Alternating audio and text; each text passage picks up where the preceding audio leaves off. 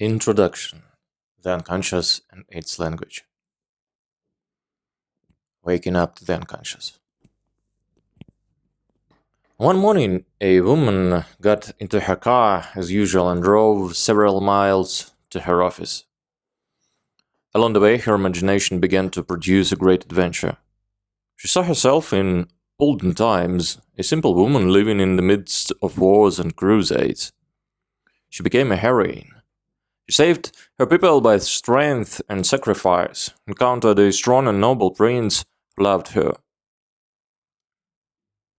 With her conscious mind thus totally occupied, she drove along several streets, stopped at a traffic lights, signaled properly at each turn, and arrived safely to her office parking lot. Coming to her senses, she realized that she couldn't remember any of the drive to her office. She recalled not a single intersection or turn. Her settled mind asked, how could I drive this far without being aware of it? Where was my mind? Who was driving while I was dreaming? But things like that had happened before, so she dropped the subject and went into her office. At her desk, she began to plan her day work, but she was interrupted by a colleague who came storming into her office, threw down a memorandum she had circulated, and went into a rage over some minor point she disagreed with. She was astonished. His anger was so disproportionate to the size of the issue. What had come over him? He, in turn, hearing his own raised voice, realized he was making a mountain out of a molehill. Embarrassed, he mumbled an apology and backed out. In his own office, he asked himself, what came over me? Where did that come from? I don't usually get rattled over little things. I just wasn't myself. He sensed that there was a boiling anger within him that had nothing to do with his friend's memorandum, but had suddenly come to the surface over this petty matter. Where the anger came from, he didn't know. If these two people had time to think about it, they might realize that they had already felt the presence of the unconscious in their lives that morning. In dozens of ways, in the ebb and flow of ordinary daily life, we experience the unconscious as it acts us and through us. Sometimes it works alongside the conscious mind and takes over the controls of automobile while the conscious mind is focused on something else. We have all had the experience of driving a few blocks on automatic pilot, as the woman in our example did. The conscious mind is somewhere else, briefly, and the unconscious mind simply takes over whatever we are doing. It stops us at the red lights, starts us at the green lights, and keeps us within the law until the conscious mind comes back to the here and now. This isn't the fastest way to drive, but the unconscious does provide us with an excellent and crucial built-in backup system that we all take for granted. Sometimes the unconscious generates a fantasy so full of vivid symbolic images that it captures the conscious mind totally and holds our attention for a long time. The fantasy of adventure, danger, heroic sacrifice, and love that enthralled the woman on her way to work is a primary example of the way the unconscious invades our conscious minds and attempts to express itself through the imagination, using the symbolic language of feeling-charged images. Another way we experience the unconscious is through a sudden surge of emotion, the inexplicable joy of the irrational anger that suddenly invades the conscious mind and takes it over. The floods of feeling make no sense to the conscious mind, because the conscious mind did not produce them.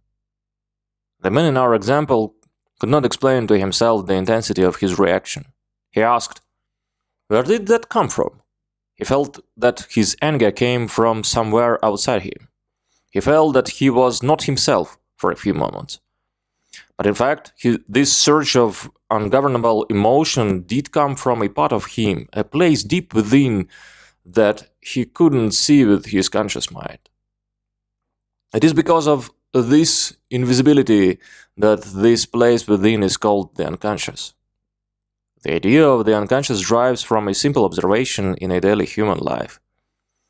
There is material contained in our minds that we are not aware of most of the time. We sometimes become aware of a memory, a pleasant association, an ideal, a belief that wells up unexpectedly from an unknown place. We sense that we have carried these elements somewhere inside us for a long time. But where? In an unknown part of the total psyche that lies outside the boundaries of the conscious mind. The unconscious is a marvelous universe of unseen energies, forces, forms of intelligence, even distinct personalities that live within us.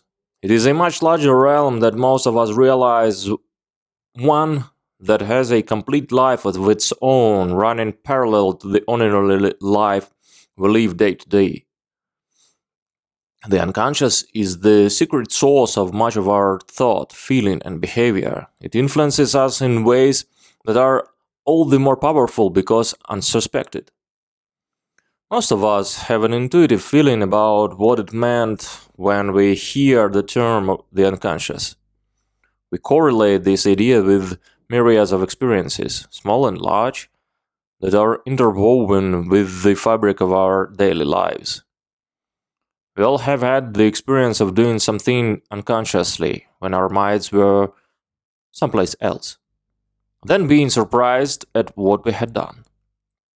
We remember getting worked up during a conversation and blurting out some strong opinion we didn't know consciously that we held. Sometimes we are startled. Where did that came from? I didn't know I felt so strongly about that. As we become more sensitive to the surges of energy from the unconscious, we learn instead to ask, what part of me believes that? Where does the subject set off such an intense reaction in that unseen part of myself? We can learn to look at the issue more closely. What comes over me is a sudden invasion of energy from the unconscious. If I think that I wasn't being myself, it is because I don't realize that myself also includes my unconscious. These hidden parts of ourselves have strong feelings and want to express them. Yet, unless we learn to do inner work, these parts of ourselves are hidden from our conscious view. Sometimes these hidden personalities are embarrassing or violent, and we are humiliated when they show themselves. At other times, we wake up to strength and find qualities within ourselves that we never knew were there. We draw on hidden resources and do things we normally could not have done. Something more clear and intelligent that we've ever been able to say before. Express with wisdom we did not know we had. Show a generosity or understanding of which we never knew we were capable. In each case, there is a startled reaction. I am a different person than I thought I was. I have qualities, both positive and negative, that I didn't know were part of my definition. These qualities lived in the unconscious, where they were out of sight or out of mind. We are all much more than I of whom we are aware. Our conscious minds can focus on only a limited sector of our total being at any given time, despite our efforts at self-knowledge. Only a small portion of the huge energy system of the unconscious can be incorporated into the conscious mind or function at the conscious level. Therefore, we have to learn how to go to the unconscious and become receptive to its messages. It is the only way to find the unknown parts of ourselves.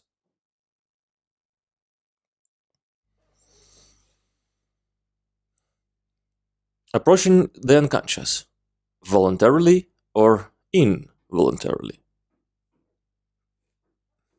The unconscious manifests itself through a language of symbols.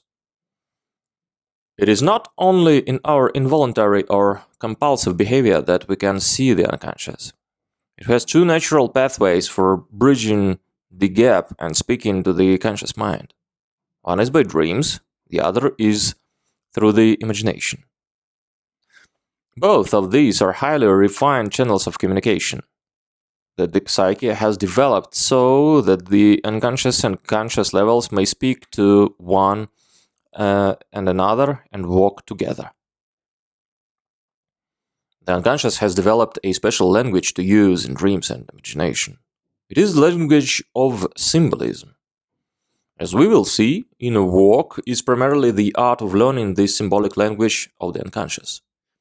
Therefore, we will devote most of our time to working with dreams, imagination, and the uses of symbolism. Many communicative efforts by the unconscious are lost on us. The unconscious bubbles to the surface in dreams, but few people have the information necessary to take their dreams seriously and understand their language. The activity of the unconscious is also evident in the running of the imagination. The bursts of fantasy that float like bubbles across the landscape of the conscious mind, barely noticed by us. The veritable floods of fantasy that seize many people regularly and run like rivers along the edges of their minds. We think we are thinking, or we think we are planning. But more often, we are in a daydream, lost for a few minutes in that stream of fantasy before we pull ourselves back to the physical situation. The work at hand, the persons with whom we are speaking. To get a true sense of who we are, become more complete and integrated human beings, we must go to the unconscious and set up communication with it.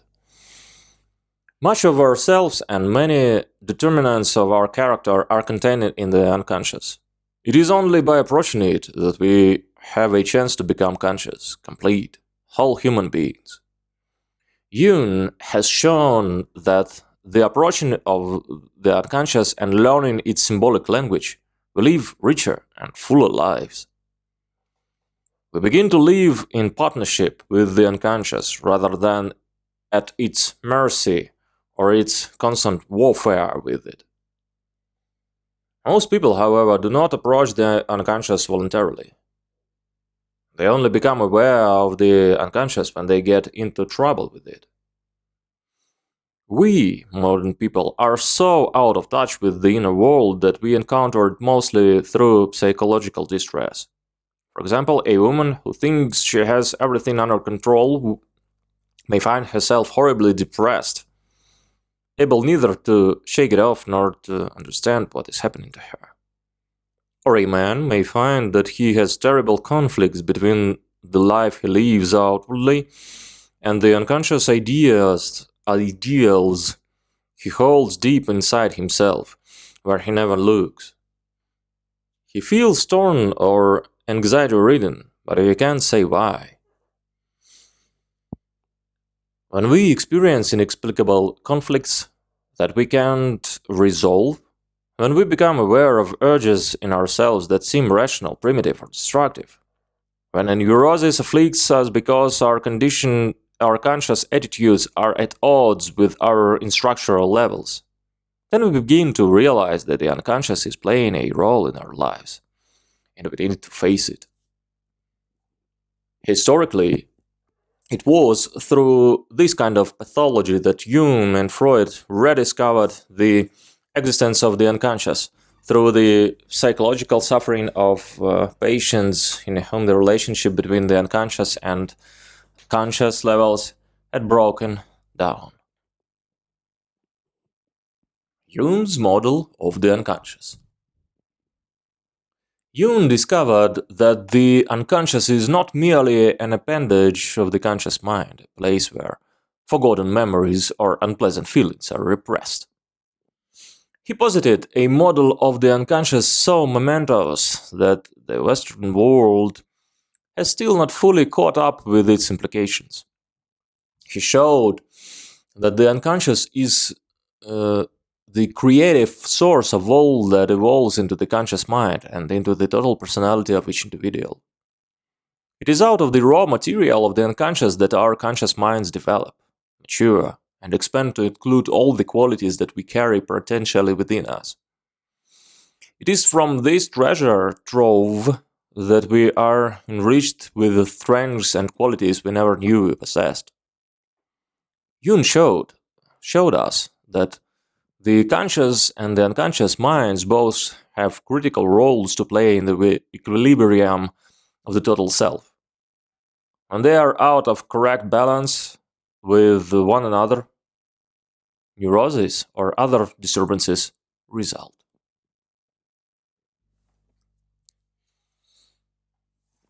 The evolution of consciousness. Jung's studies and work led him to conclude that the conscious is the real source of all human consciousness.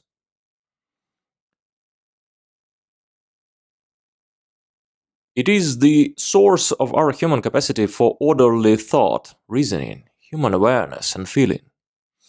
The unconscious is the original mind of humankind, the primal matrix for which our species has evolved a conscious mind and then developed it over the millennia to the extent and the refinement that it has today. Every capacity, every feature of our functioning consciousness was first contained in the unconscious and then found its way from there up to conscious level. Jung developed a magnificent vision of this human capacity for consciousness, of its role and meaning. He saw a creative force at work in nature, a cosmos laboring through timeless aeons to give birth to this rare quality that we call consciousness. Through the human race, the huge unconscious psyche of nature has slowly made a part of itself conscious. Jung believed that God and all of creation labored through time to bring conscious awareness into the universe, and that it is the role of human beings to carry that evolution forward. Human consciousness developed out of the primal matter of the unconscious. Its growth is nourished by a continuing stream of contents from unconscious that rises gradually to the level of consciousness, seeking to form a more complete conscious person. The incorporation of unconscious material must continue until finally the conscious mind reflects the wholeness of the total self. Jung believed that every mortal has an individual role to play in this evolution. For just as our collective human capacity for consciousness evolved out of conscious psyche, so does in each individual. Each of us must, in an individual lifetime, recapitulate the evolution of the human race, and each of us must be an individual container in which the evolution of consciousness is carried forward. Each of us is a microcosm in which the universal process actualizes itself. Therefore, we are all caught up in the movement of the contents of the unconscious toward the level of the conscious mind. Each of us is involved in the counter movement of the ego mind back toward the unconscious, reconnecting with its root in the parent matrix that gave it its birth. Within the unconscious of each person is the primal pattern, the blueprint, if you will, according to which the conscious mind and the total functional personality are formed. From birth, through all the slow years of psychological growth, to a genuine inner maturity. This pattern is invisible, latticework of energy, contains all the traits, all the strength, the faults, the basic structure and parts that will make up a total psychological being.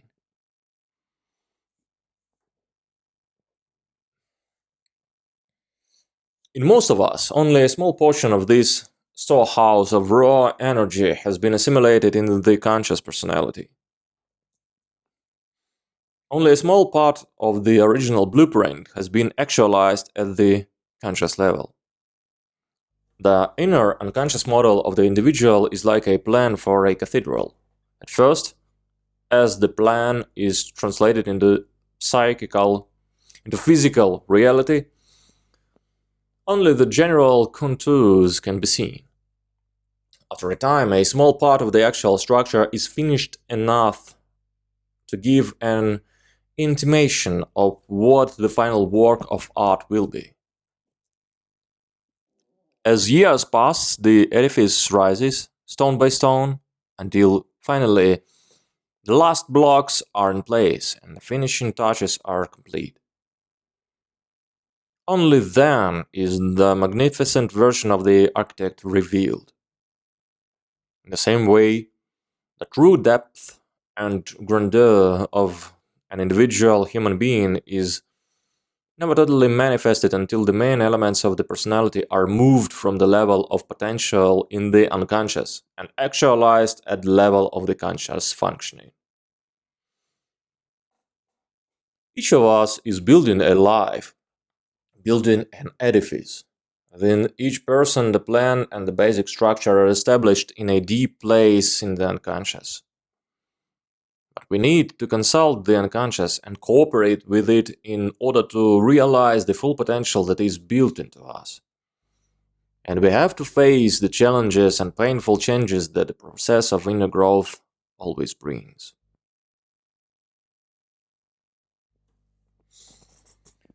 The ego in the midst of unconscious. The unconscious is an enormous field of energy, much larger than the conscious mind. Jung compares the ego, the conscious mind, to a cork of bobbing in the enormous ocean of the unconscious. He also compared the conscious mind to the tip of an iceberg that rises above the surface of the water. 95% of an iceberg is hidden beneath the dark, icy waters. The unconscious, like most of the iceberg, is out of sight. But it is enormously powerful and as dangerous as submerged iceberg if not respected. More people have sunk after collisions with the unconscious than Titanics after collisions with icebergs. Ego, in Latin, simply means I. Freud and Jung referred to the conscious mind as the ego because this is the part of the psyche that calls itself I, that is, self-conscious, aware of itself as a being, as a field of energy that is independent and distinct from others. When we say I, we are referring to only that small sector of ourself which we are aware.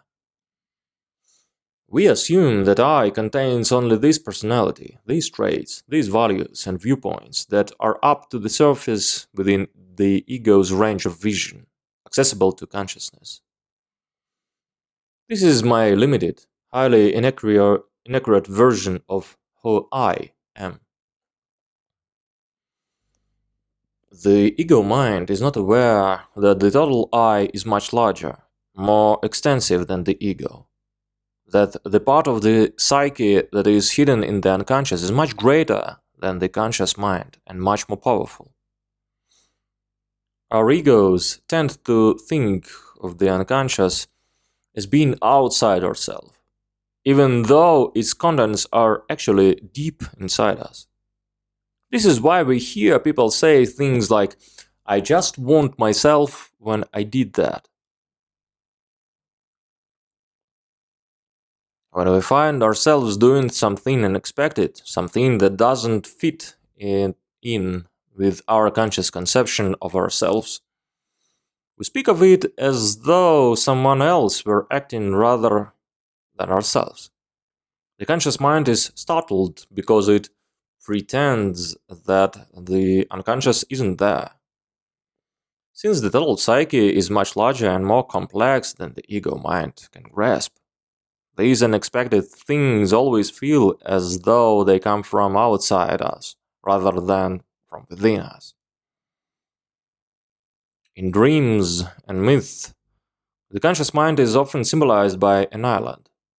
Like an island, people in an island world, the ego sets up a little world of its own, a system of order and a set of assumptions about reality. Our egos are not aware that outside the limits of their little islands, outside the narrow perimeters of their vision, there is a whole universe of realities and truth contained in the vast sea of the unconscious that our egos can't perceive. Deep in this unseen ocean of energy, huge forces are at work. Mythical kingdoms, symbolized by legends of Atlantis, exist there in the depths and carry our lives parallel to the daily life of our unconscious minds. Centers of alternative consciousness, alternative values, attitudes, and ideas exist there like other islands in the Great Sea. They wait to be discovered and acknowledged by the searching conscious mind. The purpose of learning to do work with the unconscious is not just to resolve our conflicts or deal with our neuroses. We find there a deep source of renewal, growth, strength, and wisdom. We connect with the source of our evolving character. We cooperate with the process whereby we bring the total self together. We learn to tap that rich load of energy and intelligence that waits within.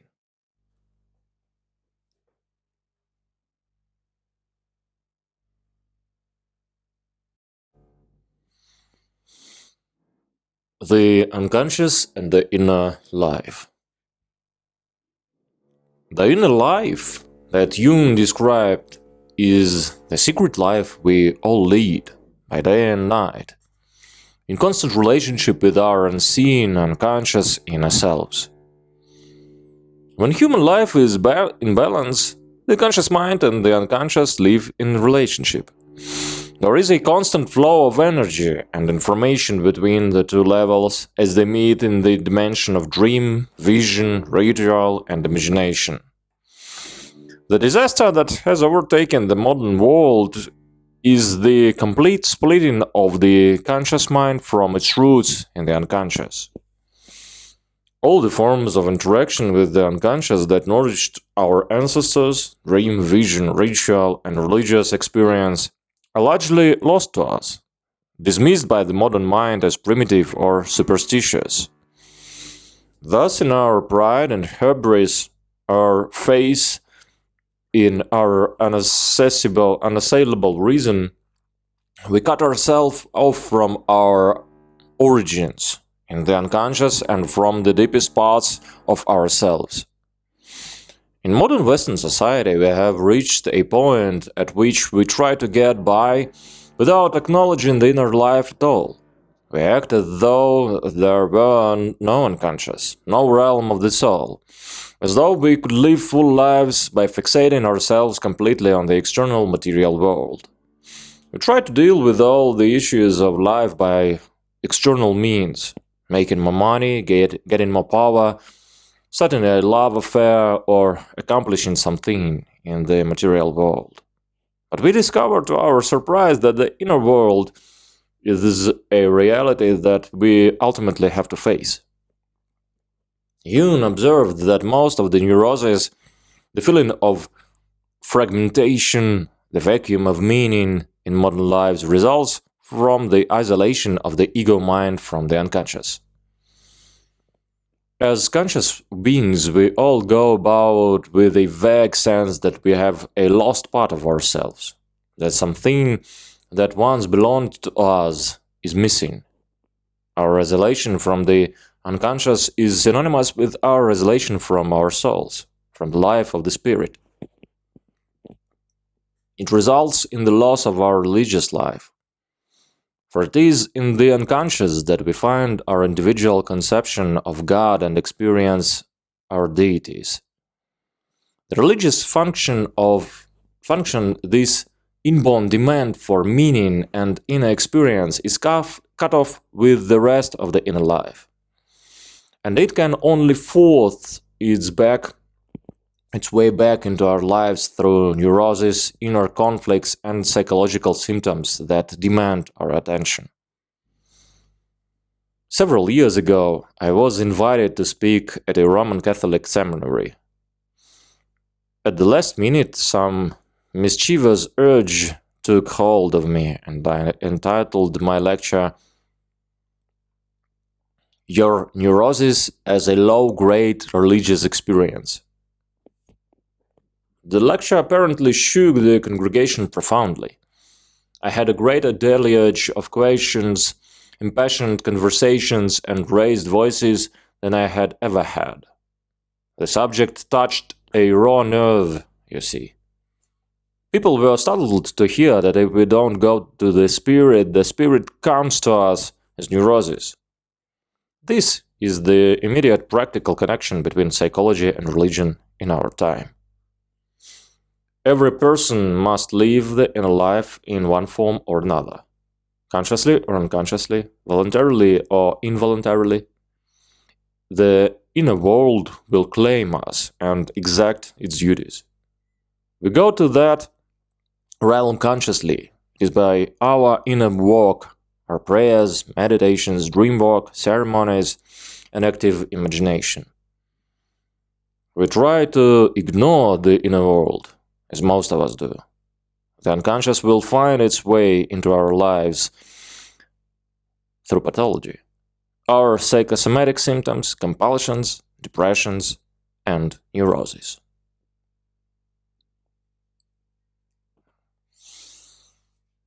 The process of individuation.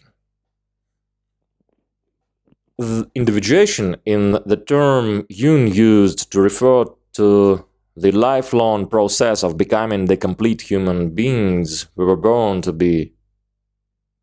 Individuation is our waking up to our total selves, allowing our conscious personalities to develop until they include all the basic elements that are inherent in each of us at the preconscious level. This is the actualizing of the blueprint, of which we spoke earlier. Why should this be called individuation? Because this process of actualizing oneself and becoming more complete also reveals one's special individual structure. It shows how the universal human traits and possibilities are combined in each individual in a way that isn't like anyone else. Jung emphasized the uniqueness of each person's psychological structure. Thus, the name he gave this process was not an accident. It reflected his conviction that the more one faces the unconscious and makes a synthesis between its contents and what is in the conscious mind, the more one derives a sense of one's unique individuality. At the same time, individuation does not mean becoming isolated from the human race. Once we feel more secure as individuals, more complete within ourselves, it is natural also to seek the myriad ways in which we resemble our fellow human beings. The values, interests, and essentially human qualities that bind us together in the human tribe.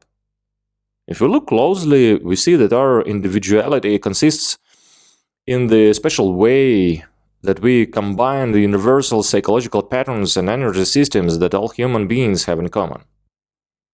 Jung called these patterns the archetypes. Since the archetypes are universal, they are all present in the unconscious of each person. But they combine an infinite variations to create individual human psyches. We may compare all this to the psychical human body, physical human body. In some ways, our bodies are like those of all other human beings. We all have arms, legs, hearts, livers, and skin in one form or another. They are universal characteristics of the human species. Yet, if I compare my fingerprints or strands of my hair with those of other people, I find that No two human bodies are exactly alike. In the same way, the universal psychological energies and capacities in the human race are combined differently in each of us. Each person has a distinct psychological structure. It is only by living that inherent structure that one discovers what it means to be an individual. If we work at individuation, we begin to see the difference between the ideas and values that come out of our own selves and the social opinions that we absorb from the world around us. We can cease to be mere appendages of a society or a clique of people. We learn that we have our own values, our own ways of life that proceed naturally out of our inborn natures. A great sense of security develops from this process of individuation. One begins to understand that it isn't necessary to struggle to be like someone else. For by being one's own self, one stands on the surest ground. We realize that to know ourselves completely and to develop all the strength that are built into us is a lifetime task. We don't need to make an imitation of someone else's life. There is no further need for pretensions, for what is already ours is riches enough and far more than we expected.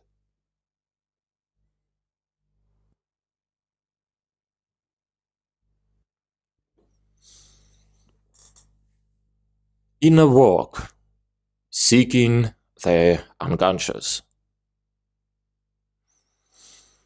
The purpose of this book is to provide a practical, step-by-step approach to doing your own inner work. Specifically, you will find a 4-step method for both dream work and active imagination. As part of our exploration, we will also touch on the uses of ceremony and fantasy as avenues in the unconscious. I refer to these techniques as inner work because they are direct, powerful ways of approaching the inner world of the unconscious. Inner work is the effort by which we gain awareness of the deeper layers of consciousness within us and move toward integration of the total self. A practical approach is needed, regardless of how sophisticated we may be on the theoretical level. Though all of us have been exposed to a number of psychological theories, we have a sense of how to get started in actually working with dreams and with the unconscious. Usually our energy stays where it started, on the level of theory, and does not translate into a concrete, immediate encounter with the inner self. In the world of psyche, it is your work rather than your theoretical ideas that builds consciousness. If we go to our own dreams and sincerely work with the symbols that we find there, we generally learn most of what we need to know about ourselves and the meaning of our lives, regardless of how much we know of the psychological theories involved. The point of inner work is to build consciousness. By learning to do your own inner work, you gain insight into the conflicts and challenges that your life presents. You are able to search the hidden depth of your own unconscious to find the strengths and resources that wait to be discovered there. Actually, any form of meditation that opens our minds to the messages of the unconscious can be called inner work. Humankind has developed an infinite variety of approaches to the inner world, each adapted to a strange stage of history, a culture, a religion, or a view of our relationship to the spirit. A few examples are yogic meditation, zazen in Zen Buddhism, Christian contemplative prayer, the meditations of the life of Christ practiced by Thomas à Kempis and Ignatius of Loyola, Sufi meditation and ethical meditation in Confucian philosophy.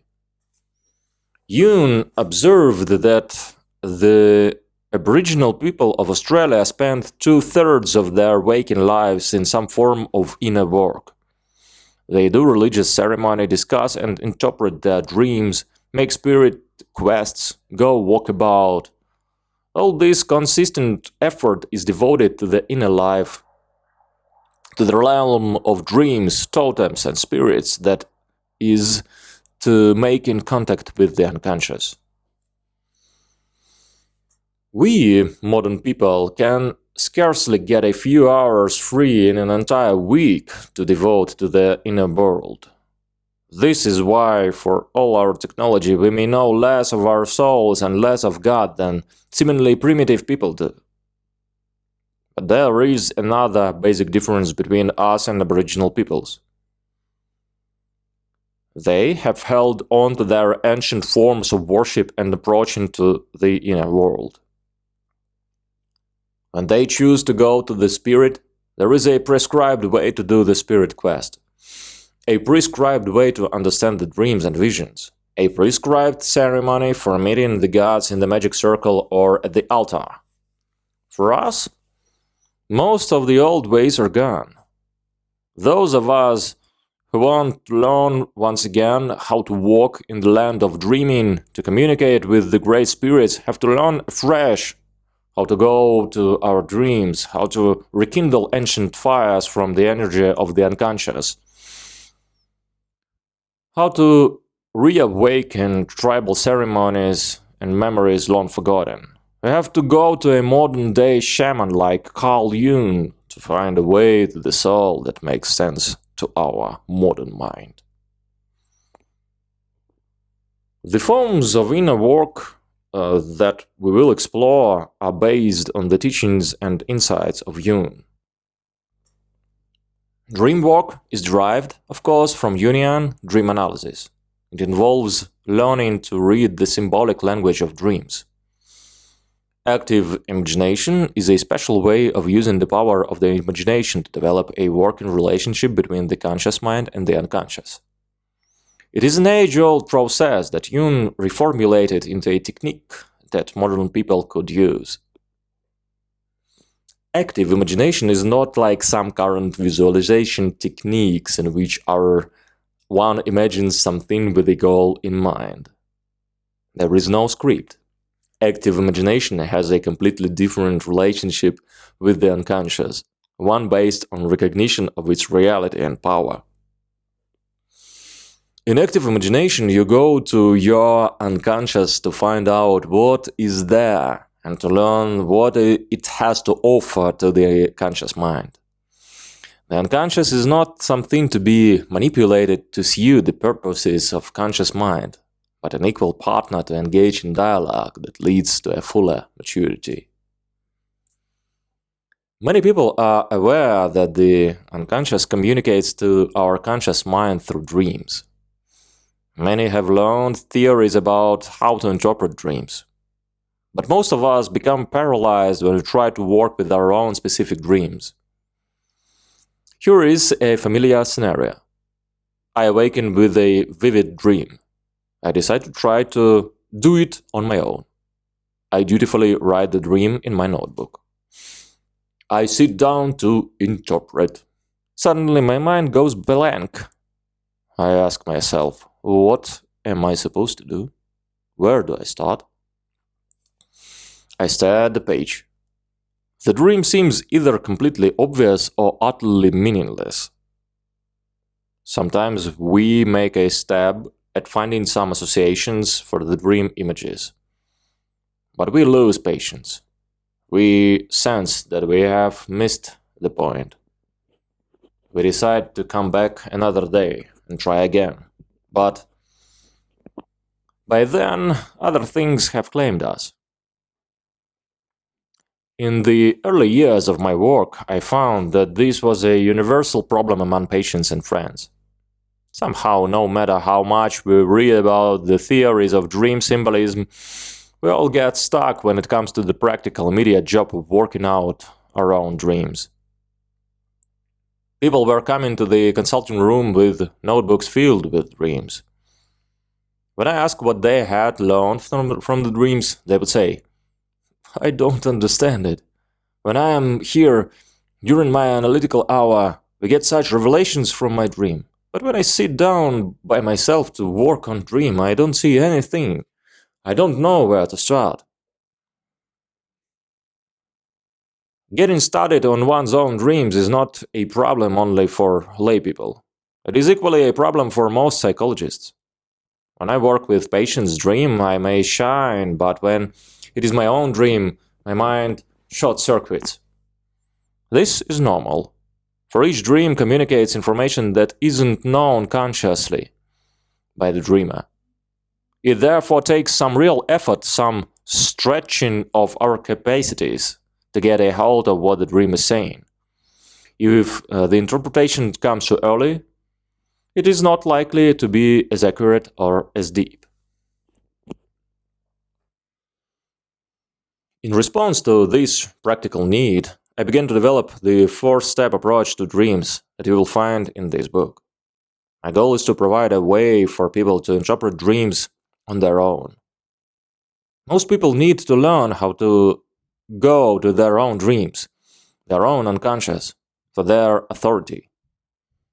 But in order to do this, we need a practical approach that gets us started, a series of physical and mental steps that enable us to approach the dream, break it down into symbols, and discover the meanings that these symbols have for us.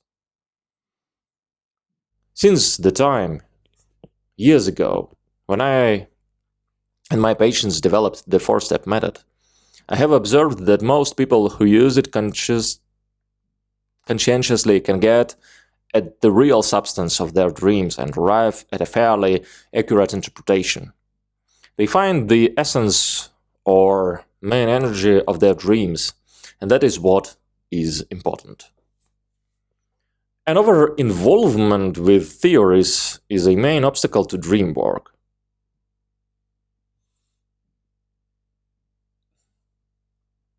A quote, "Naturally, a doctor must be familiar with the so-called methods, but he must guard against falling into any specific routine approach. In general, one must guard against theoretical assumptions. To my mind, in dealing with individuals, only individual understanding will do. We need a different language for every patient. In one analysis, I can be heard talking the Adlerian dialect, in another, the Freudian." Jung, MDR, page 131. From Jung, I took courage to tell my patients not to put their faith in abstract concepts. Put your faith in your own conscious, your own dream, your own unconscious. If you would learn from your dreams, then work with them. Live with the symbols in your dreams as though they were your physical companions in daily life. You will discover, if you do, that they really are your companions in the inner world.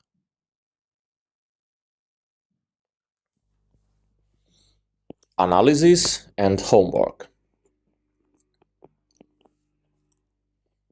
This book is not intended to substitute for the help and guidance of your analyst if you are doing formal analysis, but it is intended to help you with your homework. You should discuss the approaches that you find here and follow your analyst's advice in using these techniques.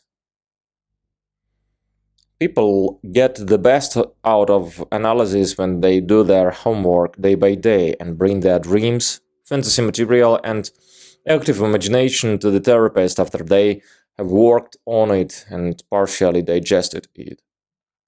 The analytical hour can then be spent on refining or amplifying the work that has already been done. This allows the analyst to make the best use of the patient's time and helps the patient to develop at faster pace. Working without an analyst. If you do not have an analyst available to you, you might wonder whether it is correct for you to work on your dreams or use another techniques of inner work on your own. I believe that you may do so safely and would benefit from learning these methods. There is one proviso. You must observe the precautions.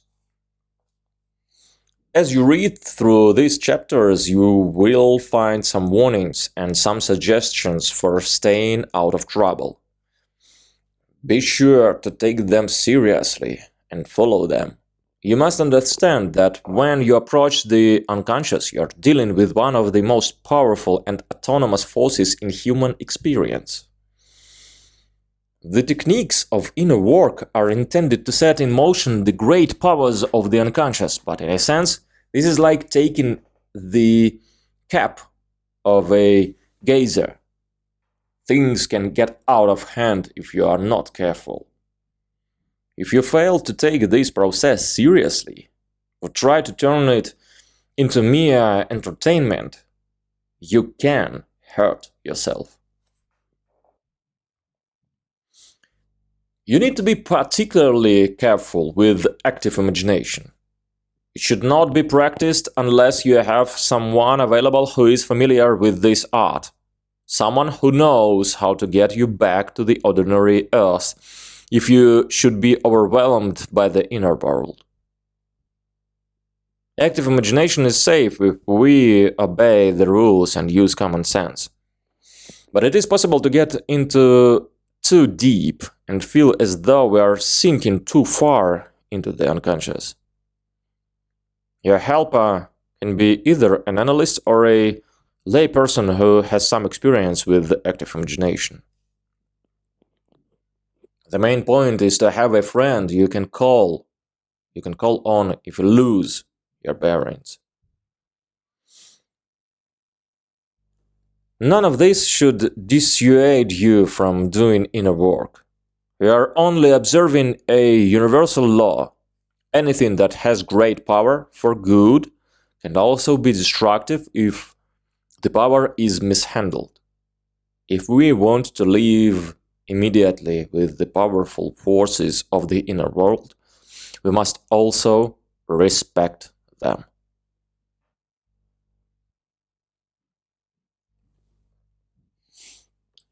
Alternative realities. The world of dreaming. The dream, the realm of imagination.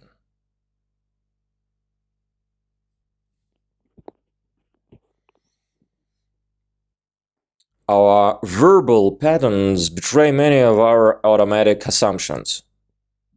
If one discusses a dream with a friend, the friend is likely to ask something like, "Did that detail really happen, or only in the dream?"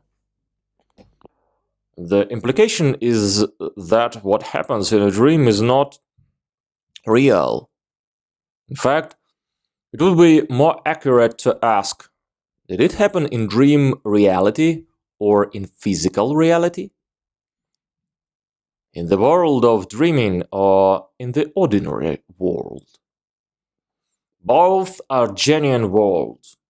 Both are realities that truly exist. But the world of dreaming, if we only realized it, has more practical and concrete effect on our lives than outer events do. For it is in the world of dreaming that the unconscious is working out its powerful dynamics. It is there that the great forces do battle or combine to produce the attitudes, ideas, beliefs, and compulsions that motivate most of our behavior. Once we become sensitive to dreams, we discover that every dynamic in a dream is manifesting itself in some way in our practical lives. In our actions, relationships, decisions, automatic routines, urges, and feelings. We believe ourselves to be in conscious control of these elements of life. But this belief is the great illusion of ego control. These aspects of our lives are actually determined from a far deeper place. It is in the world of dreaming that their root sources are revealed in a form that we can see and understand. Dreams express the unconscious. Dreams are dynamic mosaics composed of symbols that express the movements, conflicts, interactions, and development of the great energy systems within the unconscious. The unconscious has a practical capacity to create images and to use those images and symbols. It is these symbols that form our dreams, creating language by which the unconscious communicates its contents to the conscious mind. Just as a burning fire inherently exudes heat, the unconscious inherently generates symbols. It is simply the nature of the unconscious to do so. As we learn to read those symbols, we gain the ability to perceive the workings of the unconscious within us. This ability to produce symbols affects more than just our dreams. All of human life is nourished by the flow of symbolic imagery from the wellsprings of the unconscious. Quote, "The symbolic imagery of the unconscious is the creative source of the human spirit in all its realizations. Not only have consciousness and the concepts of its philosophical understanding of the world arisen from these symbols, but also religion, right and cult, art, and customs. And because the symbol-forming process of the unconscious is the source of the human spirit, language, whose history is almost identical with the genesis and development of human consciousness, always starts out as a symbolic language. Thus, Jung writes, an archetypal content expresses itself, first and foremost, in metaphors." Neumann, Great Mother, page 17. The image symbols of the unconscious find their way to the level of consciousness mainly by two roads, dreams and imagination. It is easier to grasp the symbolic quality with dreams, for dreams often present mythical creatures and unearthly situations that would be impossible in everyday physical life. People are usually confused by the dream images until they learn that the images are symbolic and are not to be taken literally. Since dream images make no sense in ordinary terms, people dismiss them as weird or meaningless, but actually dreams are completely coherent. If we take the time to learn their language, we discover that every dream is a masterpiece of symbolic communication. The unconscious speak in symbols, not to confuse us, but simply because that is its native idiom. Quote, "I was never able to agree that the dream is a facade behind which its meaning lies hidden. A meaning already known, but maliciously, so to speak, withheld from the consciousness. To me, dreams are part of nature, which harbors no intention to deceive, but expresses something as best it can. Just as a plant grows or an animal seeks its food as best it can. These forms of life, too, have no wish to deceive our eyes, but we may deceive ourselves because our eyes are short-sighted. Long before I met Freud, I regarded the unconscious and dreams, which are its direct exponents, as natural processes to which no arbitrariness can be attributed, and above all, no legerdemain." June, Memories, Dreams, page 161.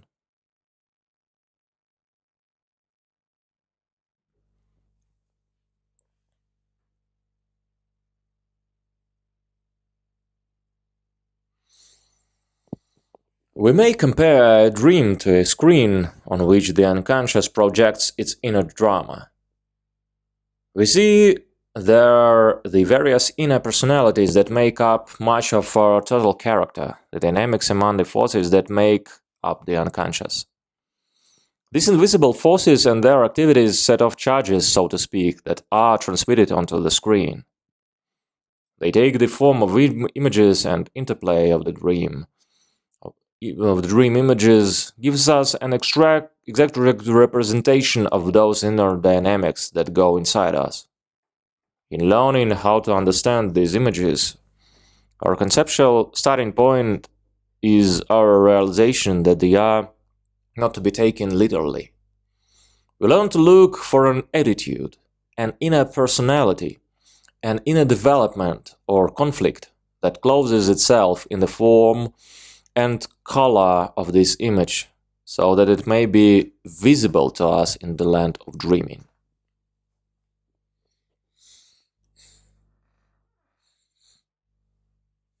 Imagination and symbols. We have said that dreams are the first of the two great channels of communication from the unconscious. The second is the imagination. It baffles many people at first to hear that the imagination is an organ of coherent communication, that it employs a highly refined, complex language of symbols to express the contents of the unconscious. Yet, it is true. If we learn to watch it with a practiced eye, we discover that the imagination is a veritable stream of energy and meaningful imagery flowing from the unconscious most of the time. We may picture two conduits that run from the unconscious to the conscious mind.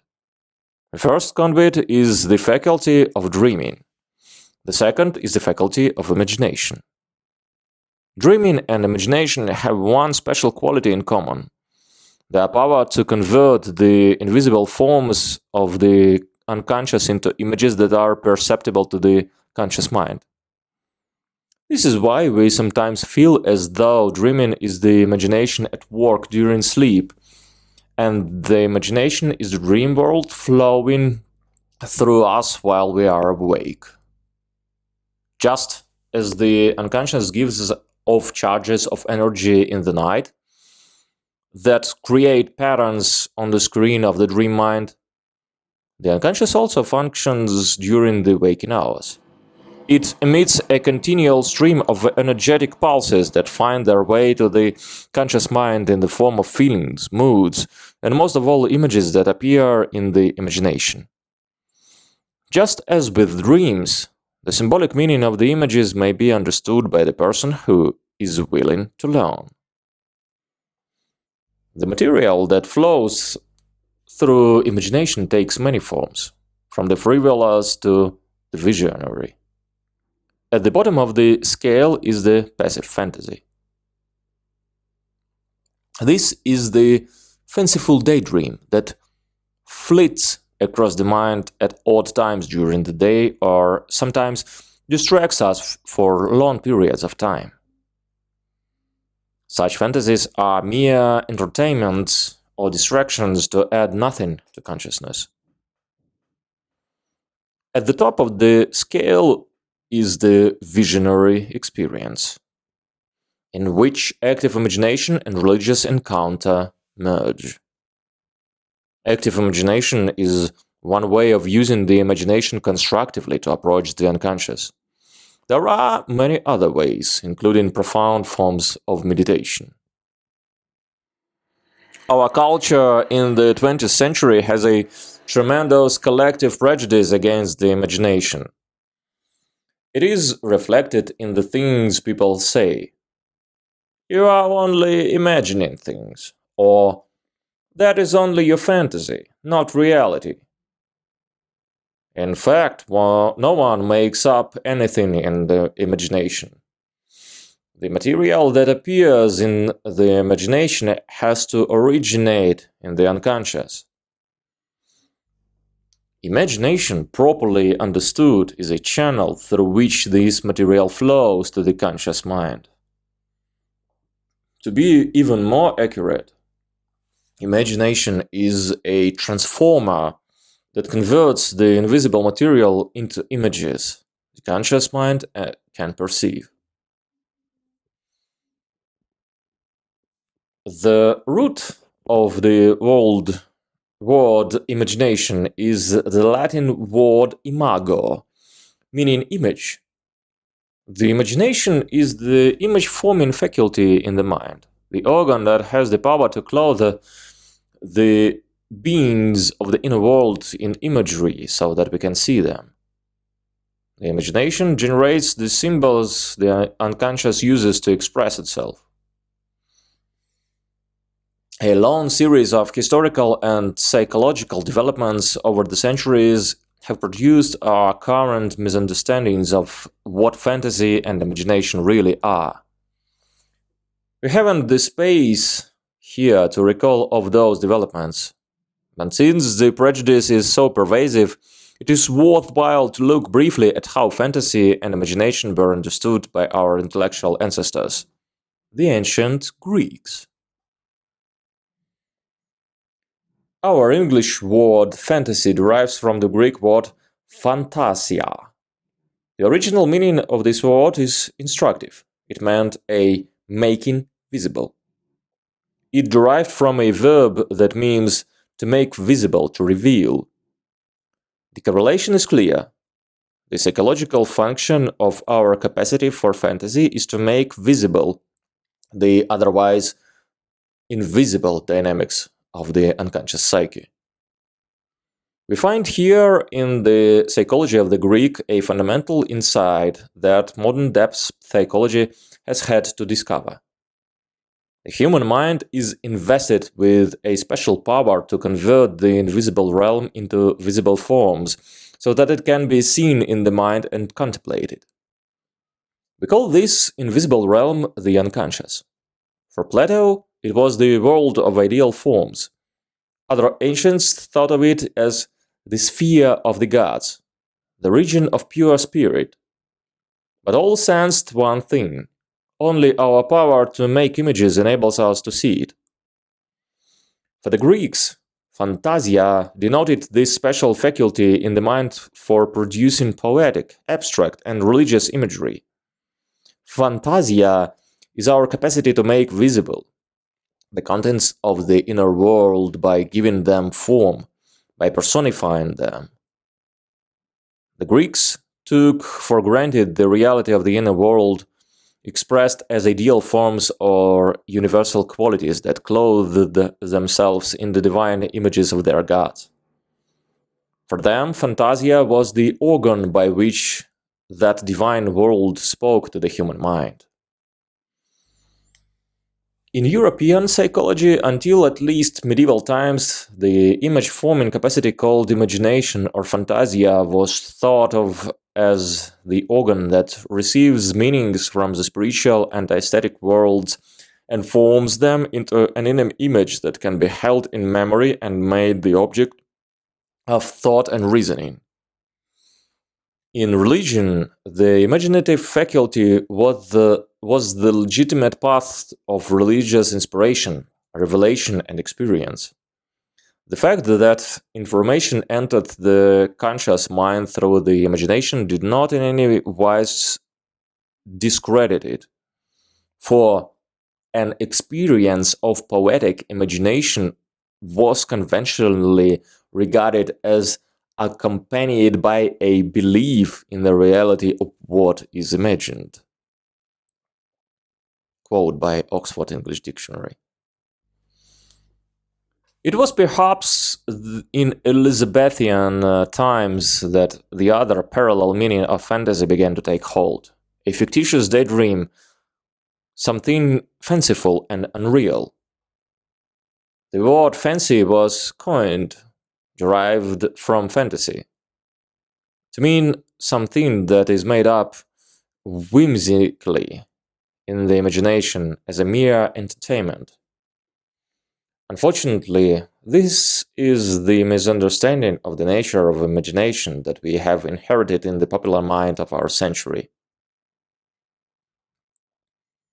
If we think about it even briefly, it should be clear how foolish it is to denigrate the imagination. Humans depend on the imagination image-making power and its image symbols for poetic imagery, literature, painting, sculpture, and essentially all artistic and philosophical and religious functioning. We could not develop the abstract intelligence, science, mathematics, logical reasoning, or even language, were it not for our capacity to generate these image symbols. This is why Neumann could say what was quoted earlier. The symbolic imagery of the unconscious is the creative source of the human spirit in all its realizations. And because the symbol forming process of the unconscious is the source of the human spirit, language, whose history is almost identical with the genesis and development of human consciousness, always starts out as a symbolic language. By Neumann, Great Mother, page 17.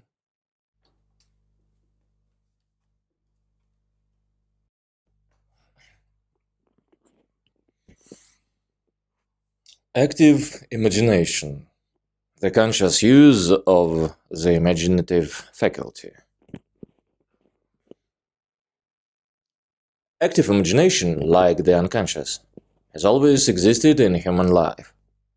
But as with many facets of our inner life, it took Jung to rediscover the lost art and make it available to modern people. At first glance, active imagination may seem too simple or naive to be taken seriously as a psychological technique. It consists in going to the images that rise up in one's imagination and making a dialogue with them. It involves an encounter with the images. The conscious ego mind actually enters into the imagination and takes part in it. This often means a spoken conversation with the figures who present themselves, but it also involves entering into the action, the adventure or conflict that is spinning its story out in one's imagination. It is this awareness, this conscious participation in the imaginal event that transforms it from mere passive fantasy into active imagination. The coming together of conscious mind and unconscious mind on the common ground of the imaginal plane gives us an opportunity to break down some of the barriers that separate the ego from the unconscious. To set up a genuine flow of communication between the two levels of the psyche, to resolve some of our neurotic conflicts with the unconscious, and thus to learn more about who we are as individuals. Because of the popular notion that imagination is fictitious, many people react automatically by thinking that such an experience in the imagination would be meaningless. They think, I would just be talking to myself. But if we work with active imagination, we soon confirm that we dialogued with genuine interior parts of our own selves. We confront the powerful personalities who live inside us at the unconscious level and who are so often in conflict with our conscious ideas and behavior. We actually enter into the dynamics of the unconscious. We travel into a region where the conscious mind had not known how to go.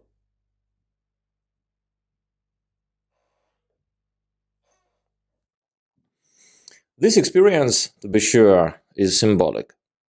The images with whom we interact are symbols, and we encounter them on a symbolic plane of existence. But a magical principle is at work. When we experience the images, we also directly experience the inner parts of ourselves that are clothed with the images. This is the power of symbolic experience in the human psyche when it is entered into consciously. Its intensity and its effect on us is often as concrete as a physical experience would be. Its power to realign our attitudes, teach us and change us at deep levels is much greater than that of external events that we may pass through without noticing. When we experience the symbol, we simultaneously experience the complex, the archetype, the inner psychic entity that is represented by the symbol. When The image speaks, it is with one of our inner voices. When we answer back, it is the unseen inner part of our own self that listens and registers. It stands before us in the form of the imaginal image. In active imagination, I am not so much talking to myself as talking to one of myselves. It is in that exchange between the ego and the various characters who rise up from the unconscious and appear in my imagination that I begin to bind the fragmented pieces of myself into a unity. I begin to know and learn from the parts of myself I had never known before. When people ask me if active imagination is real, or if dreams are real, I always think of a detail in the story of Don Quixote de la Mancha. Don Quixote said he was seeking the bread that is made from better than wheat. He meant, of course, the host, the bread that is eaten as a part of the Christian ritual. The host is made from wheat, yet it also is fashioned from the archetype, from the body of Christ, from spirit, from better than wheat. In the same figurative sense, I can say that active imagination is realer than real. It is not only real in the sense that it has a practical and concrete bearing on our physical lives, it also connects us to a world of forces that are superpersonal and transcended. It allows us to participate in shaping the flow of the principal streams of energy that join together in each of us to form the long-range patterns of our lives, our relationships, and our attitudes. It affects us on the level of realities that go deeper and affect us more profoundly than any local event in our daily lives. By comparison with these huge inner forces and long-range contours and direction that they establish in us, the worries and decisions of daily life turn out to be mostly ripples on the surface of a huge river of life that moves slowly and inexorably toward its goal. Dreamwork and active imagination attune us to the larger vision of life, to the direction of that huge river. They pull our minds briefly off the ripples and local cross-currents that preoccupy us most of the time. We therefore come to sense that dream and imagination connect us to a level of existence that is not only real in the external sense of reality, it is more than real.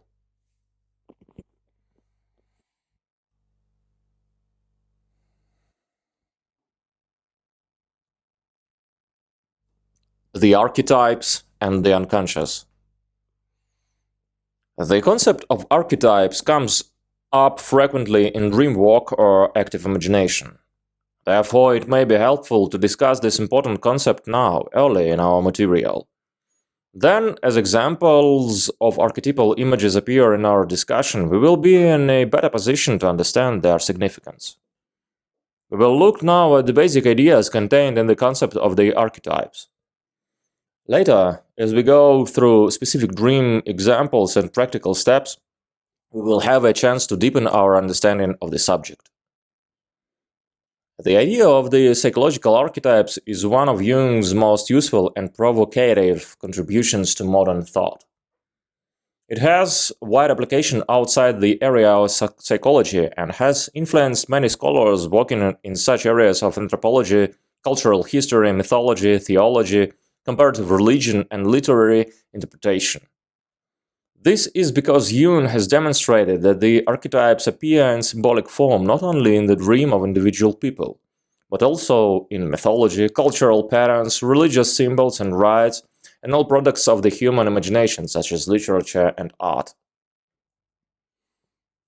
The idea of archetypes is an ancient one. It is related to Plato's concept of ideal forms, patterns that already existing in the divine mind that determine in what form the material world will come into being. But we owe to Jung the concept of the psychological archetypes, the characteristic patterns that pre-exist in the collective psyche of the human race, that repeat themselves eternally in life in the psyches of individual human beings and determine the basic ways that we perceive and function as psychological beings. Jung became aware of the existence of archetypes when he observed that the symbols that arise in people's dreams often correspond exactly to images that have appeared in ancient myths, in art and religion, from times and places of which the dreamer could not possibly have known. He began to sense that there are certain primordial symbols and certain universal meanings that attach to them in the human unconscious. They spontaneously burst forth from the unconscious in any time or place without needing cultural transmission. At the same time, Jung observed that these primordial images, he called them, formed the biological pattern according to which our basic human psychological structure is formed. We might think of them as the natural blueprints that dictate the shape of our inner mental structures, or the basic molds that determine our instinctual roles, values, behavior, creative capacities, and modes of perceiving, feeling, and reasoning. Because these modes are built in to the basic collective substratum of the human psyche, they don't have to be transmitted by culture, literature, art, and migration. They arise spontaneously out of the unconscious to appear in the dreams, visions, or imagination of any individual, anywhere, anytime. And because they appear as universal, collectively owned images, their symbolism evokes similar feelings, raises similar issues, and constellates similar behavior wherever they arise and enter in the life of an individual or a culture. Quote, the term archetype occurs as early as Philo-Judaeus with reference to the imago Dei, God image in man. It can also be found in Irenaeus, who says, the creator of the world did not fashion these things directly from himself, but copied them from archetypes outside himself. Archetype is an explanatory paraphrase of the Platonic ideal form. For our purposes, this term is apposite and helpful because it tells us that we are dealing with archaic, or I would say primordial types, that is, with universal images that have existed since remotest times. Jung, Collected Works, Volume 9, 5 to 6.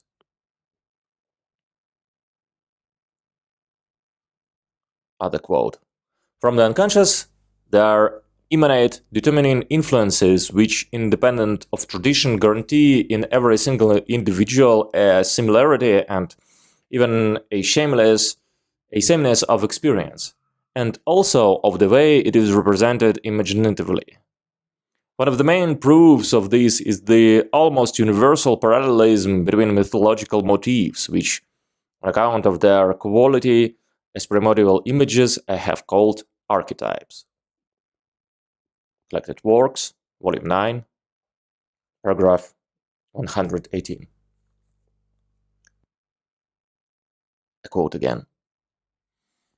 We can only suppose that human behavior results from patterns of functioning, which I have described as primordial images. The term image is intended to express not only the form of the activity taking place, but the typical situation in which the activity is released. These images are primordial images insofar as they are peculiar to whole species. And if they ever originated, their origin must have coincided at least with the beginning of the species.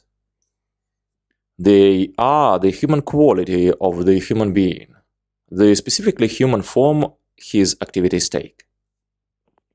Jung, Collected Works, paragraph 153.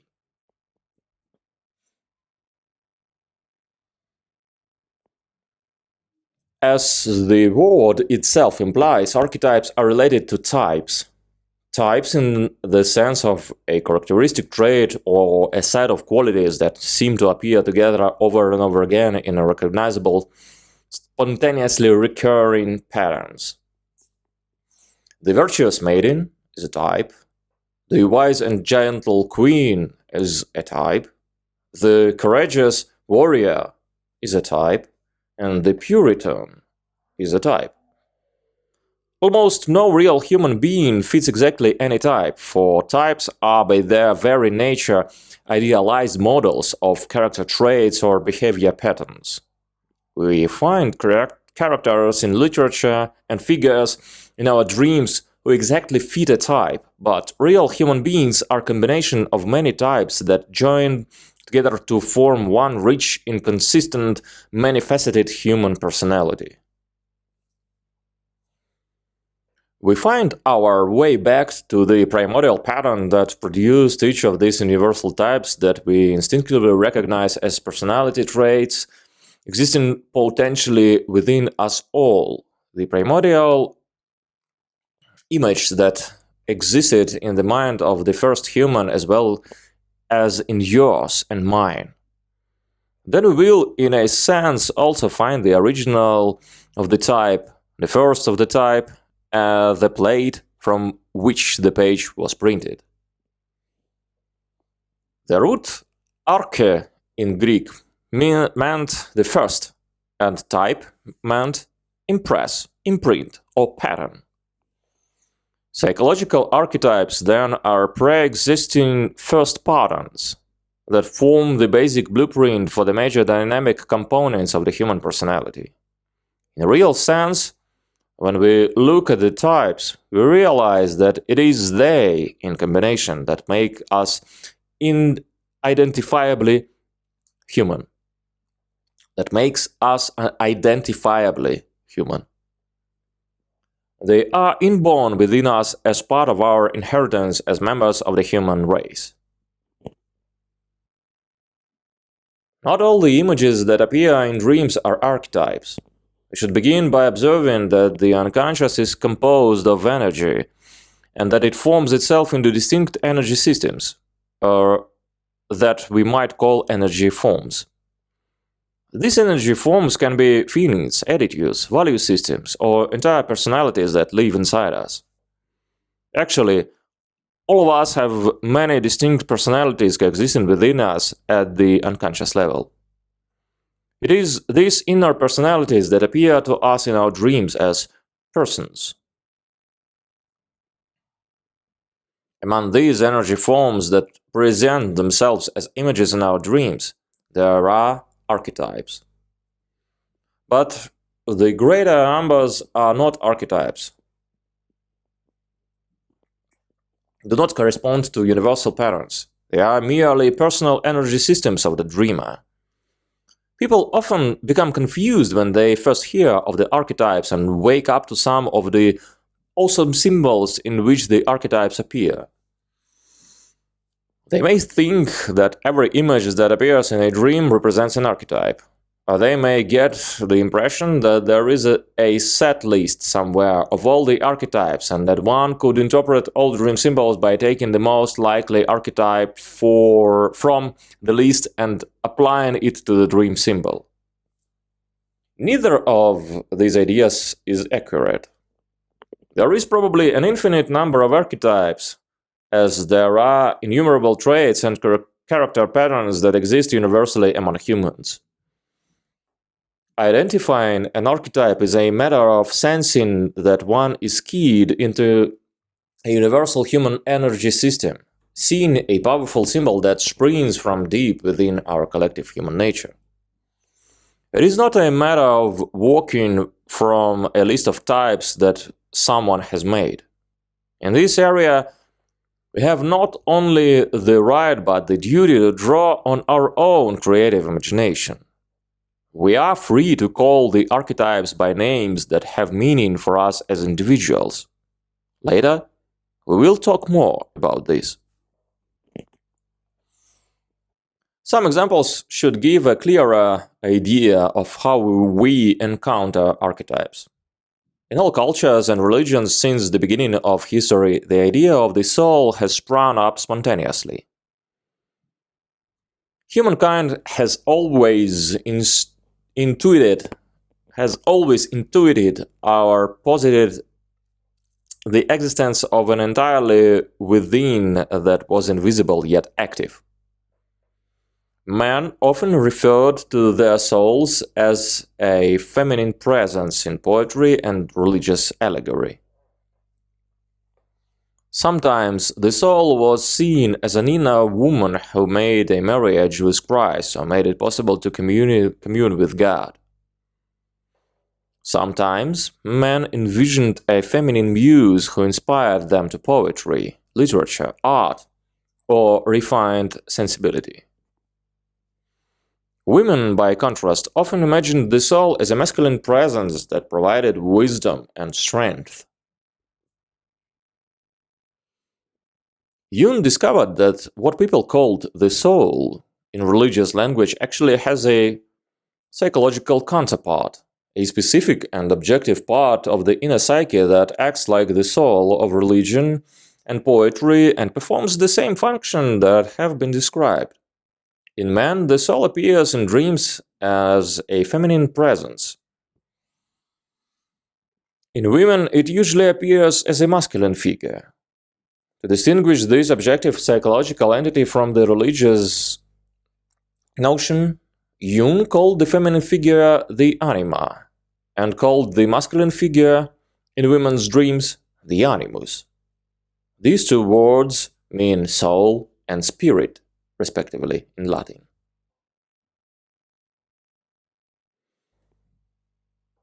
In later chapters, we will see some examples of the appearance of anima and animus in dreams and imagination.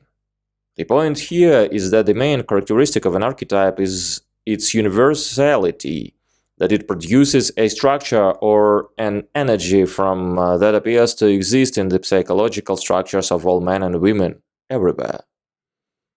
This is true of the soul, both of an objective entity and as a universal symbol. These are part of our human heritage, part of what makes us human. Not only does the soul exist among all people as an inner reality, but it generates a universal set of symbols, the various images of anima and animus, by which it represents itself. So we can find a similar set of images in the dreams of most men for the anima, as well as in myth, folktales, religion, art, and literature. And the same is true of the universal symbolism of the animus for women. Just as an archetype may be most easily identified as an inner structure, as in the case of anima and animus, it may also be a universal quality that all people recognize, or a universal way of feeling and behaving that we all pass through.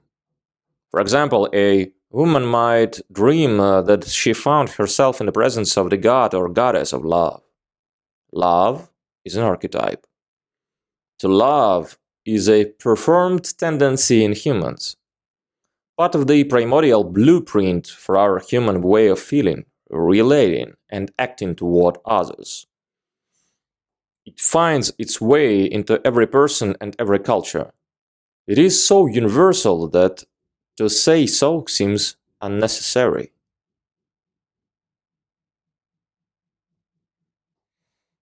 The woman who dreams of this archetype is not made up only of the urge to love.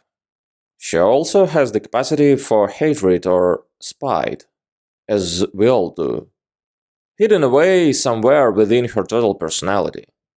But in her dream she is in the presence of an image that represents the archetype of love.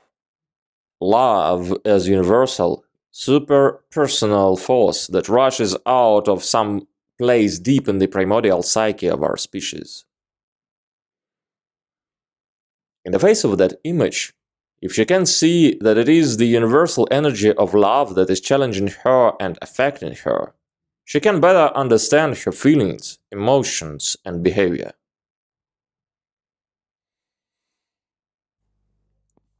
We mentioned earlier that there are innumerable archetypes in the human unconscious. Determining that one is dealing with an archetype in one's dream is a matter of sensing when some universal human instinct or pattern is behind the image. or recognizing a symbol as one of those primordial images that bespeak the timeless and ubiquitous human qualities. We don't need to know which of these have been officially designated as archetypes by Jung. We don't need to know by what names Jungians have called them, although that might be helpful at times.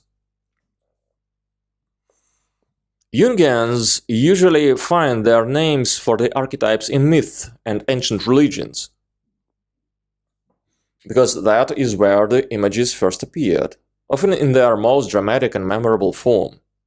For example, the archetype of the heroic journey in which one is tested by fate is often called an Odyssey, because its greatest image is the journey of Odysseus.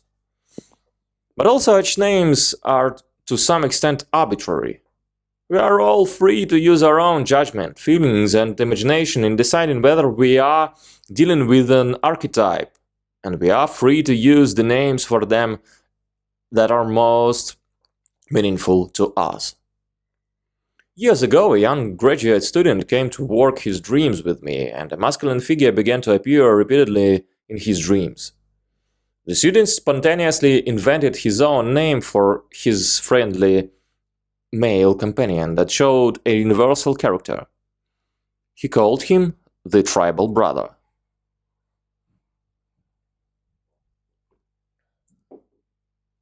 The dreamer and his tribal brother lived among a tribe of Vikings in an ancient age in Europe. In some dreams, he and his companion were warriors and went to battle together. In others, they were healers. In one, they discovered a radiant and magical woman in a white robe who became the dreamer's consort. Together, they went through all the struggles and numerous discoveries of young manhood. The dreamer's friendship with his inner figure was so close and felt so real that he felt lonely whenever he had to go for many days without seeing him in his dreams. It is apparent that the tribal brother is an archetype, and that there is a corresponding tribal sister archetype in the structures of women. Men and women often dream of such figure in the years of early adulthood. Someone of the same age and sex who is their help, their loyal ally, and their companion in the trials and challenges of life. And the image corresponds to an objective reality, for the energy system actually lives inside the individual and lends its strength and consciousness to his or her development, just as the image describes. In a woman, the tribal sister is an archetype of feminine consciousness that augments her sense of her feminine side and fortifies her identity as she evolves into mature womanhood. I cite this example to emphasize that you have the right to make your own judgments and choose your own names. No one will find tribal brother written in some standard list of archetypes or a dictionary of symbols. Nevertheless, a dreamer saw this symbol in his dream, recognized it as a universal image in human life, and found a name for it that comes out of the archaic past. This is within your power as well as his.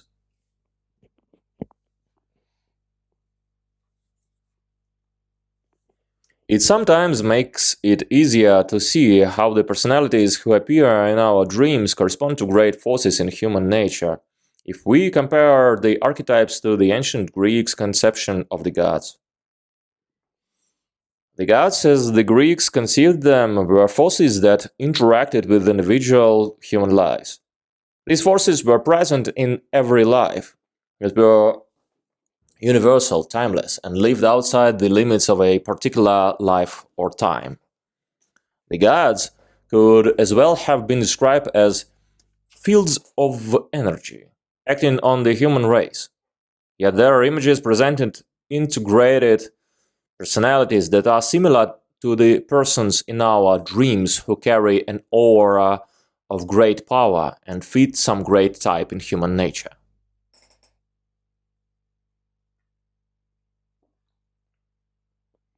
For this reason, Jung said that the heroes and gods of the Greek pantheon were actually symbols par excellence for the archetypes. Their images express the universal primordial types that make up the human personality. Strictly speaking, the archetypes are not forces, but rather the pre-existing patterns that give typical shape to the forces in us. Nevertheless, when we encounter the image of the archetypes, we always feel the power that has been shaped by the image. We feel that we have tapped into not only a symbolic time, but also a huge reservoir of superhuman power in the collective human unconscious. We can feel the archetype as a charge of energy. It feels as though it were outside us, something the conscious mind has to interact with, deal with. When we see them at work as forces that move us and influence us, we can begin to understand why the Greeks and other ancient peoples understood or experienced them as supernatural powers. Because the energy systems formed by the archetypes are transpersonal, universal, corresponding to timeless and primordial realities, we actually experience the archetypes in dreams as though they were divinities or gods. We experience them as the great powers. They sometimes help us, sometimes threaten us, alternately strengthen or overwhelm us, liberate us or possess us, depending on the evolution we are passing through and the issues involved. We feel them as great, transcendent, internal energies that are outside our control even as they are part of our lives and nature. As with most psychological concepts, there is much in the idea of the archetypes that is connected to ordinary everyday life. We feel and sense the archetypes at work in our daily lives without identifying them as such. For example, if we know a woman who has struggled against overwhelming odds and shown superhuman courage, we'll say, she's a heroine. She has performed heroically through all this. Without thinking about it, we acknowledge that the archetype of the heroine lives in her, forms part of her character, and that she has behaved in accord with that universal type that we instinctively know. In another case, we may say that a man we know acts like a Scrooge. We mean that the archetype of the cynical miser, an other type or personality pattern we all recognize, manifests in that man's attitudes and behavior. The archetype of the hero or heroine lives in each of us. So does the archetype of the miser. This is why we instantly recognize them in others. In some people, a particular archetype is strongly in evidence. We can see it written all over them. In others, the archetypes are potentialities that remain in the unconscious. The heroic archetype, for example, may surface in a particular person only when a crisis demands it, or love or loyalty inspire it. None of us is just one thing. We are not monodimensional creatures. We are a rich combination of the infinitely varied archetypes. Each of us is part heroine or hero, and part coward, part parent and part child, part saint and part thief. It is in learning to identify these great archetypes, motifs, within ourselves, learning to honor each one as a legitimate human trait, learning to live out the energy of each in a constructive way, that we make inner work a great odyssey of the spirit. The archetypes are often presented by the unconscious in images that are divine, royal, magical, or mythical. If the archetype of the universal heroine appears in your dream, she may take on the visage of a legendary figure like Joan of Arc. She may have on shining armor or carry a magical sword. Generally, there will be something that creates the feeling of nobility and authority. Even if the specific feeling of awe, divinity, or magic is not present, there may be a feeling that one is looking at the prototypical example of the universal type, quality or experience. The mother of mothers, father time, the war that is Armageddon, the love that encompasses all human experience of love that has ever been.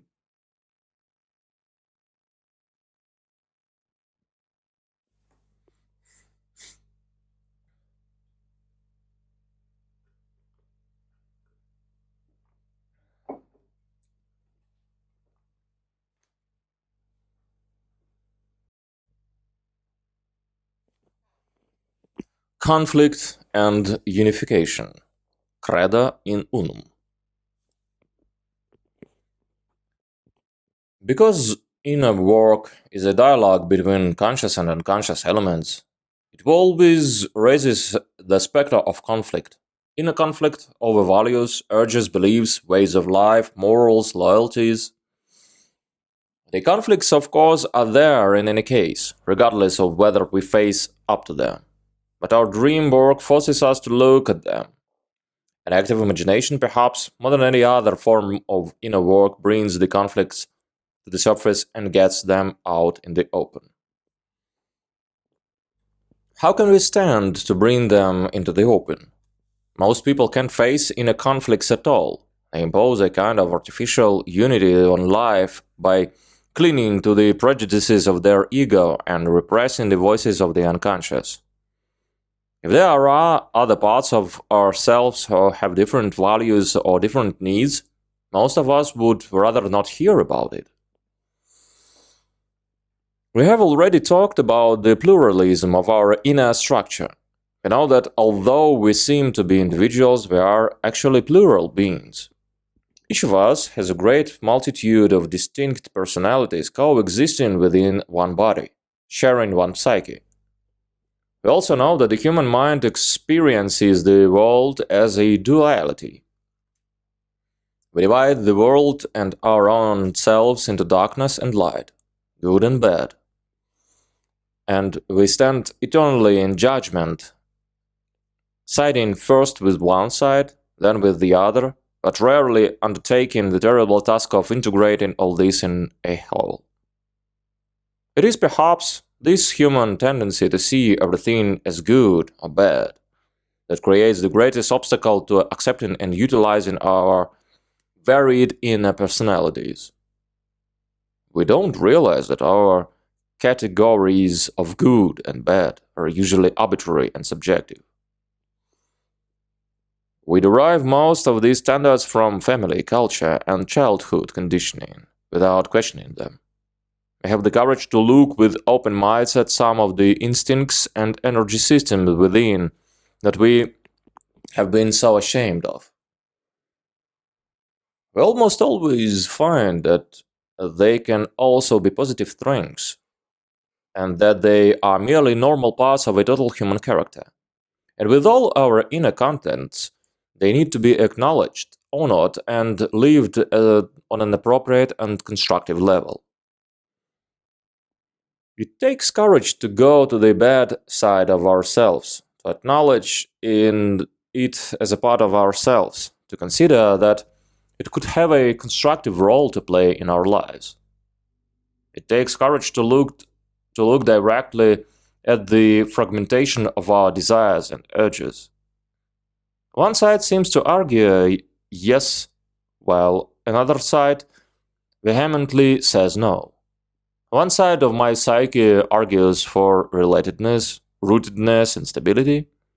Another side wants to go on heroic crusades, have great adventures in exotic places, travel to the other side of the world and live like a gypsy. Yet, another personality wants to build an empire and consolidate my power systems. Sometimes these conflicts seem irreconcilable, and we feel torn apart in the conflicts of desires, duties, and obligations that we feel. How then can we go to the unconscious in our inner work and immerse ourselves in this fragmentation and duality? We could not find the courage to face up to the terrible divisions in us unless we felt instinctively that the conflicts must eventually resolve. The warring parts come together in peace. The fragmentation finally reveal a deeper reality and underlying fundamental unity and meaning in life. A good place to begin our understanding of inner work, although it may seem strange to you at first, is with the Credo, the Nicene Creed. Credo in unum Deum. I believe in one God. Millions of people repeat this statement in one language or another every week. Of course, most of us never consider its implications. It has become another phrase to repeat without thinking about it. Whatever may be your feeling about the creed as literal religious statement, you should consider that what it means on a psychological level. It says that there is only one subject, there is only one source, one beginning, one unity out of which all the multiplicity of this life flows, and to which it returns. Because we sense this principle, we know that no matter what conflicts we encounter, no matter what tangles and collisions we find within ourselves, they are all branches from one trunk. Without this conviction, we would be helpless. Serious dream work and the confrontation of active imagination would be impossible. The sheer multiplicity of our inner selves would overwhelm us. But the Credo teaches us that all these selves, all these energies, flow from one indivisible source and can be traced back to that one. One way of doing that tracing is to enter bravely into the pluralism, into the duality through inner work. Who isn't plagued most of a lifetime by this duality of life? Masculine and feminine voices within, duty or desire, good or evil. This choice or that choice, follow my heart or follow my mind. We can go on forever reciting the pairs of opposites that express the yin and yang of life. Since we will use these terms yin and yang again, it may help to explain what it meant. In ancient Chinese psychology and philosophy, these words denoted the inherent spontaneous division of the world into pairs of opposites: darkness and light, hot and cold, masculine and feminine. The early sages taught that a grasp of total reality required keeping the pairs of opposites in balance. Yang denoted the masculine, in motion, activist, hot, warm, dry, light. Yin denoted feminine, at rest, receptive, soft, cold, dark. The sense in which we use the terms in Jungian psychology is as an expression for the general human psychological experience of duality. We always contain within us attitudes that are complementary opposites. Part of us is in favor, part of us is opposed.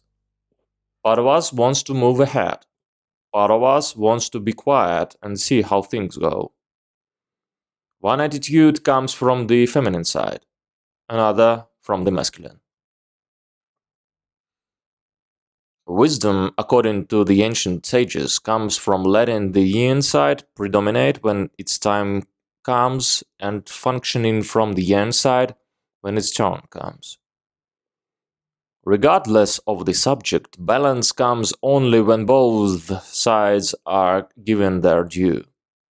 But without the duality, this division of the cosmos, there could be no human life as we know it. It is the price that is paid for our incarnation and conscious beings who inevitably learn to divide the world and to see ourselves as distinct from it. The path toward consciousness begins when we learn to break the primordial unity of our original unconsciousness. Like Adam in the Garden of Eden, we learn to see ourselves as distinct from the world and the people around us. We learn to divide the world into categories, to classify. We begin to divide not only the phenomena outside us, but our own traits and characteristics into opposites. What seems good from what seems bad. The things that frighten us from the things that confront us, comfort us. That which affirms us from that which threatens and humiliates us. Thus, we arrive at self-consciousness, a sense of ourselves as individuals who stand apart from the herd, egos who stand apart from the collective unconscious. But the price that is paid for this consciousness is a heavy one. The fragmentation, the seemingly irreconcilable conflicts within us, the feeling that the universe has fallen apart and has no central core of meaning. We are conscious enough to be torn by the conflicts of life, but not yet conscious enough to sense life's underlying unity.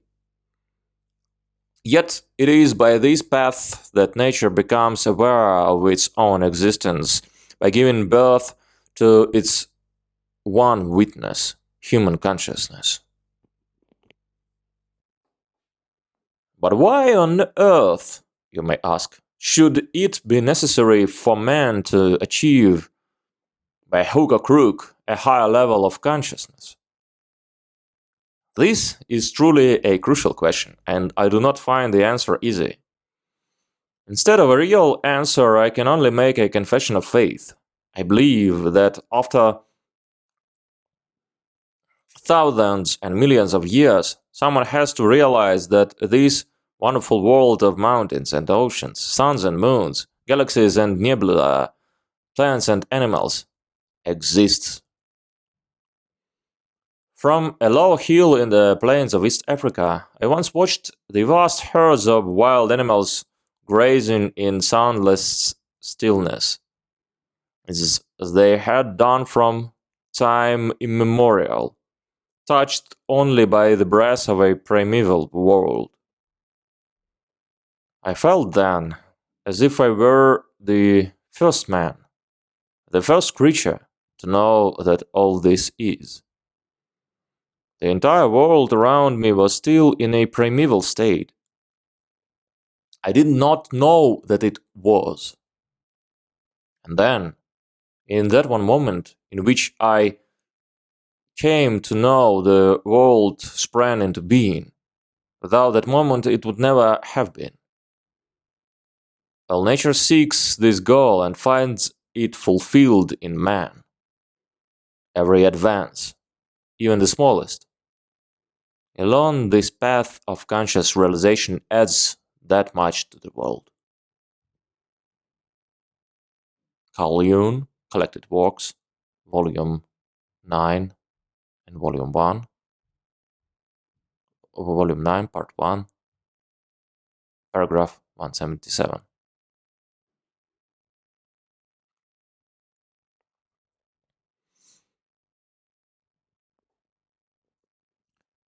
Once we have stood apart, once we have brought the world into being by becoming conscious of its distinct from ourselves, our task is still not finished. Each of us carries an intuition, a latent conviction that all this finally adds up to a meaning. There is a universal sense in humans that there is unity and cohesion at the heart of life, and that it is possible for us to be consciously aware of it. So far as I can discover, it is this awareness of the primordial and essential unity of the human psyche that most religions and philosophies have referred to as enlightenment. Inner work teaches us one of the most important principles of the path toward the unified self. Many people believe they can achieve unity by doing backwards, avoiding the conflicts, pretending they aren't there.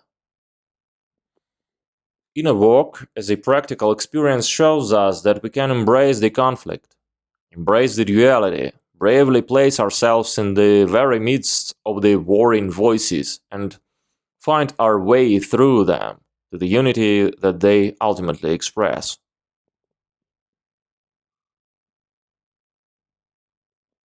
We cannot go backwards. We can't retreat. We can't find our primordial sense of unity by canceling our consciousness and retreating to animal unconsciousness. Our evolution has taken a different path, and that path is built into us as surely as is the structure of our physical bodies. Our path leads straight ahead, not around the duality, but through it, to a consciousness of its underlying oneness. Our task is to find the fundamental unity and meaning of life without sacrificing our consciousness of our pluralism, our sense of ourselves as distinct and individual beings.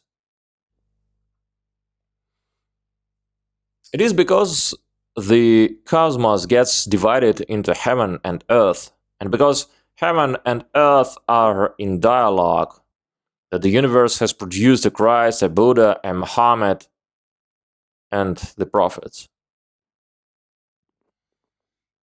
Each of them carries the archetype of the unified self and the message that the many are actually one.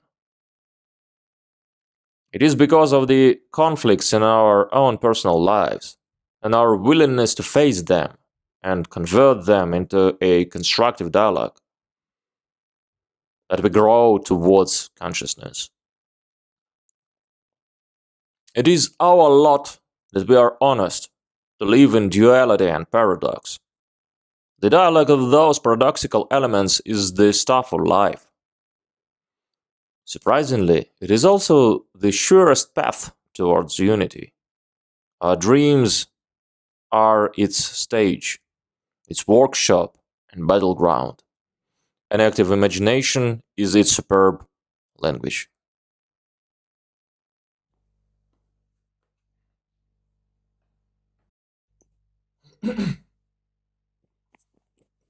Part 2. Dreamwork. Approaching Dreamwork. Since this book is intended to give a direct practical approach to dreamwork, we will not spend much time talking about theories. However, there are some concepts and terms used in Jungian dream analysis that are very useful for orienting us into the world of dreams. Since they will come up from time to time, we'll take the opportunity to discuss them now. Then we will go through the practical steps in order to learn how to use them. A good starting point is to look at an actual dream, which we can use to illustrate some of the basic ideas. This is the dream of a young professional woman who leads a very busy life. The dream is short and simple on the surface, but it had a powerful impact on the dreamer. The Renegade Dream. I am looking for my car keys. I realize my husband has them. Then I remember that my brother has borrowed my car and has not returned it. I see both of them and I call to them. They do not seem to hear me. Then a disheveled young man, like a renegade, gets into my car and drives off. I feel extremely frustrated, helpless, and somewhat abandoned.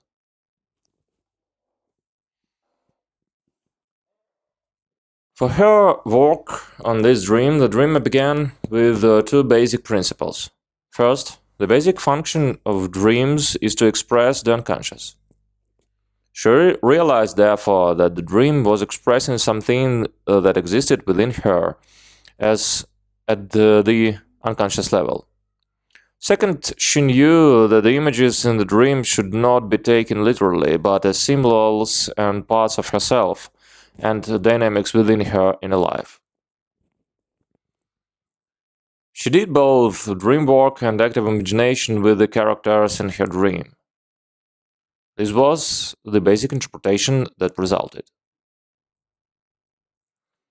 Because of the spontaneous association she made in her mind with her husband and brother, she felt that they represented the part of herself that needed to be quiet, meditative, and centered within herself. She saw that she was so busy with her extroverted professional life, she had no time for home, family, and the quiet time that kept her centered. She had been taking on more than she could handle, teaching classes as well as carrying a big workload. She was overworked, edgy, unable to find time to be alone or to be with her husband. She said yes to every request, agreed to join in every project. The car represented to her this over-involvement. That pattern felt like a vehicle that she entered and that ran away with her. Like the car, the pattern was mechanical, a product of collective society, and somehow out of her control. She felt as though something had pushed her into the car, turned the switch, and drove away with her into another project, another involvement.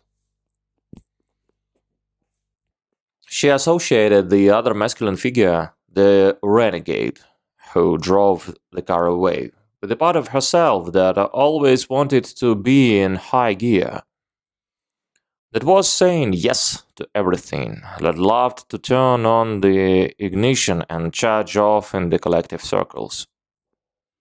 He was like a wild person who couldn't stand to sit still or to be quiet.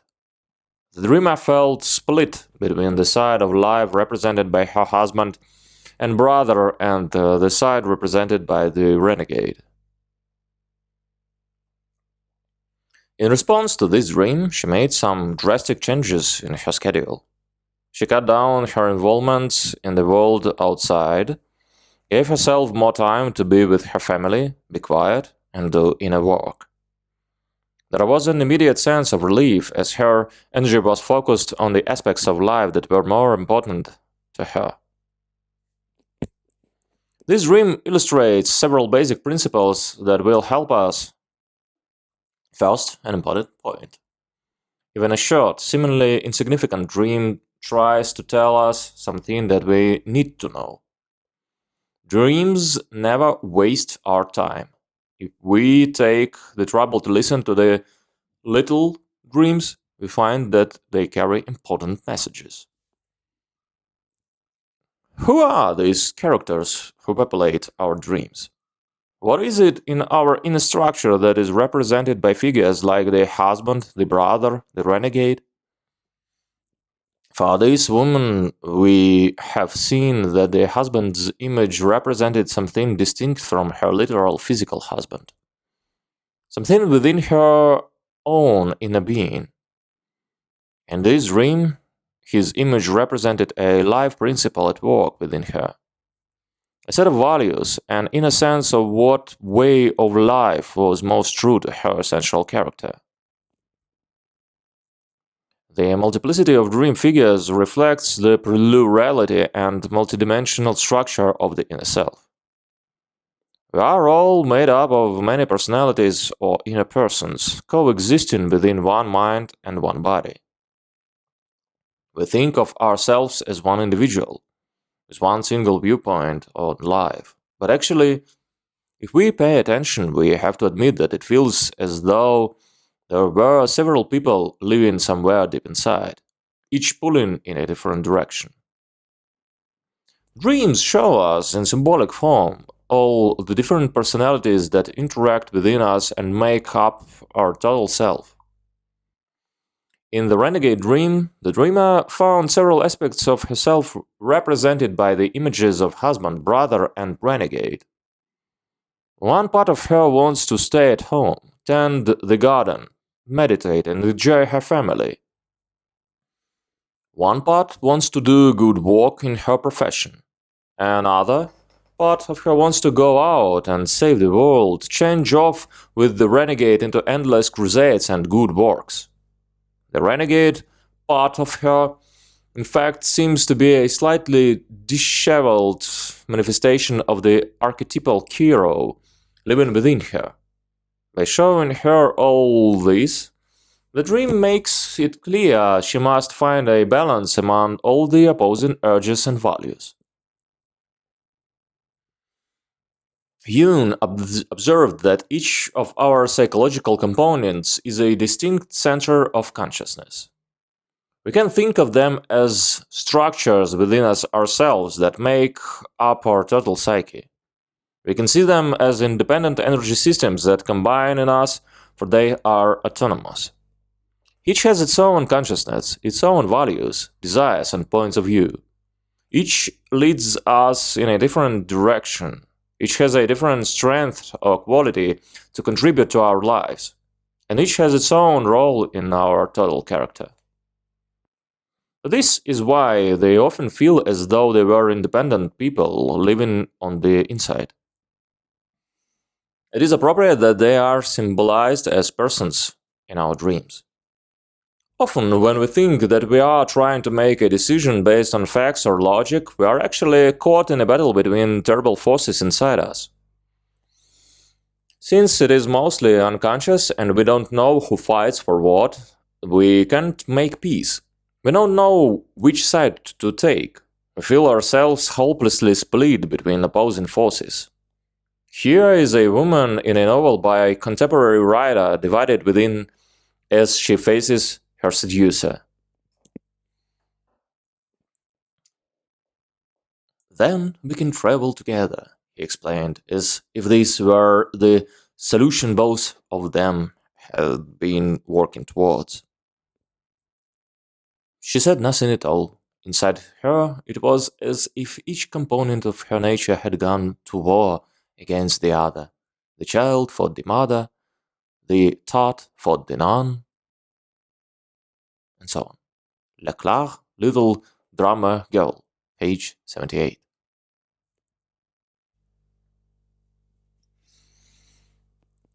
Who is this child who fights the mother? The tot who fights the nun? What of the man whose inner hero wants to storm castles and quest for the Holy Grail, while his inner monk wants to stay quiet in his cell and contemplate the divine mystery? You might say that these represent human possibilities, aspects of human character that are common to us all. Here we encounter the archetypes, the universal patterns or tendencies in the human unconscious that find their way into our individual psyches and form us. They are actually the psychological building blocks of energy that combine together to create the individual psyche. Here are the type of the child, the type of the mother, the universal virgin, and the universal thought, all flowing through the personality of the individual. In our dreams, they join the archetypal hero or heroine, the priest, the scoundrel. Each of them adds a different richness to our character and has a different truth to tell. Each represents our own individual version of the universal forces that combine to create a human life. The inner self is not only plural. Jung found that the psyche manifests itself as an androgyny, containing both feminine and masculine energies. Every man needs to connect the masculine ego to the side of his psyche that the unconscious sees as his feminine side. Each woman, feminine ego needs to make a synthesis with the symbolically masculine side of her total self. The psyche spontaneously divides itself into pairs of opposites. All the archetypal energies in us appear to the conscious mind as complementary pairs, yin and yang, feminine and masculine, dark and light, positive and negative. Part of me lives in the conscious mind, and part of me, the complementary quality that completes the whole, is hidden in the unconscious. The unconscious constantly uses the masculine-feminine dichotomy to symbolize the interplay of the inner forces that must balance and complete one another.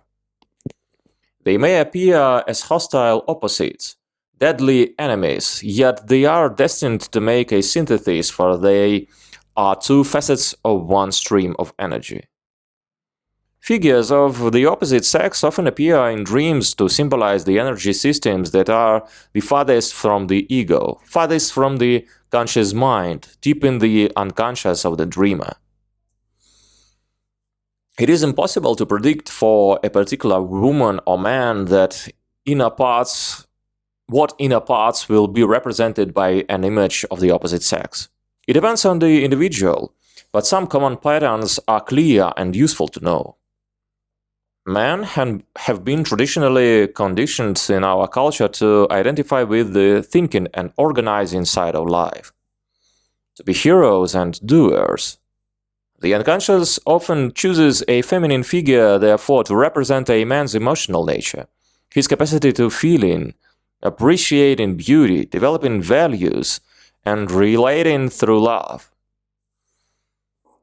These are the capacities that in many men live mostly in the unconscious. Their appearance in a man's dream in feminine imagery signals his need to make them conscious, expand the narrow focus of his masculine ego life. The ego structure of many women is identified mostly with feelings, relatedness, nurturing, and mothering, qualities that are traditionally thought of as feminine. The feminine side of the psyche is also rational, but it uses feeling logic. The rational process that are based on feeling, on sensing fine differentiations of values. It knows by a different mode than does the masculine side, by sensing the whole rather than by analyzing. Women's dreams, therefore, often use masculine figures to represent the other side of the psyche, thinking logic, knowing by analyzing and differentiating, classifying, organizing, competing, wielding power. A woman may find that many of her attitude principles, such as her ideas about religion, philosophy, and politics, will be generated from the side of her psyche that is represented by masculine figures. The most important aspect of the androgynous psyche is the soul image. In every man and woman, there is an inner being whose primary function in the psyche is to serve as the psychopomp, the one who guides the ego to the inner world, who serves as the mediator between the unconscious and the ego. Jung became aware of the soul image when he sensed a feminine presence within himself who pulled him toward the unconscious, who embodied the part of himself that lived in the realm of dream and imagination. When she appeared in his dreams, he found she was a creature of mythical quality, seemingly magical and half-divine. Like Beatrice in the Divine Comedy of Dante, she led him to the inner world of the unconscious and served as his guide there. He found the same archetypal feminine presence in other men. He also observed a corresponding masculine soul image in the dreams and lives of women. Jung felt that this inner person corresponds to the traditional religious conception of the soul as an inner part of ourselves that connects us to the spiritual realm and leads us to God. So he referred to the feminine soul image in men as anima, and to the masculine soul image in women as animus. Anima and animus are Latin words for soul. It is important to be aware of the soul images. They appear regularly in our dreams and play a tremendous role in our development as individuals. They affect the entire course of our lives, both as energies within us and as powerful symbols. The soul images are tremendous forces to be reckoned with. All our inborn desire for unity and meaning, our desire to bring the opposing parts of ourselves together, to go to the unconscious and explore the inner world, to find religious experience, is concentrated in these inner beings who are the mediators between our egos and thus unconscious. If we don't interact with the anima or animus in our inner work, we inevitably project them into areas of our lives where they don't belong. For example, a man may project his anima into his job and become obsessive with it, making his work into an inferior channel for his religious life. A woman may project her animus onto an external man and fall into love not so much with the human being, but with the soul image that she has projected onto him. The whole basis of the romantic fantasies that so often sabotages ordinary human love is the projection of a man's anima onto a woman, or a woman's animus onto an external man. In this way, people try to complete themselves through another human being, try to leave out the unconscious, unrealized parts of themselves through the external person on whom they put the romantic projection. In the introduction, I spoke of the process of individuation. As you know, individuation is a movement toward consciousness of the total inner self. Using our dreams as models, we can see that individuation also consists to a great extent in bringing the different inner persons within us together in a synthesis. Individuation is not only becoming conscious of these inner energy systems, it is also bringing relatedness and unity among them. The end product of this evolution is something we can sense, feel, and describe intuitively even though we have not yet attained it. The sense of wholeness, of being completed. The wholeness of our total being and our consciousness of the quality of wholeness is expressed in an archetype.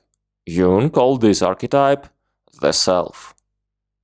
The self is the principle of integration. It also is a whole, the entire person. When a symbol of the self appears in a dream, it represents not only the totality of our being, but also our potential capacity for the highest consciousness, the awareness of unity in ourselves and in the cosmos. Dreams constantly record the process of individuation and the movement of the ego toward the self. In most dreams, we see an immediate local situation in our lives. But at the same time, if you collect your dreams together and see them as the aggregate, they report the stages along the way in the journey towards the self. The self has a characteristic symbols. The circle, the mandala, a circle divided into 4 parts, the square, and the diamond, are all abstract figures that express the archetypal self. The self is present in all quaternity dreams, dreams involving 4 characters or in some way emphasizing the number 4. Jung found that numbers are archetypal symbols. The number 4 has been used in every religion from ancient times to the present to symbolize the wholeness of the cosmos or the completion of a spiritual evolution.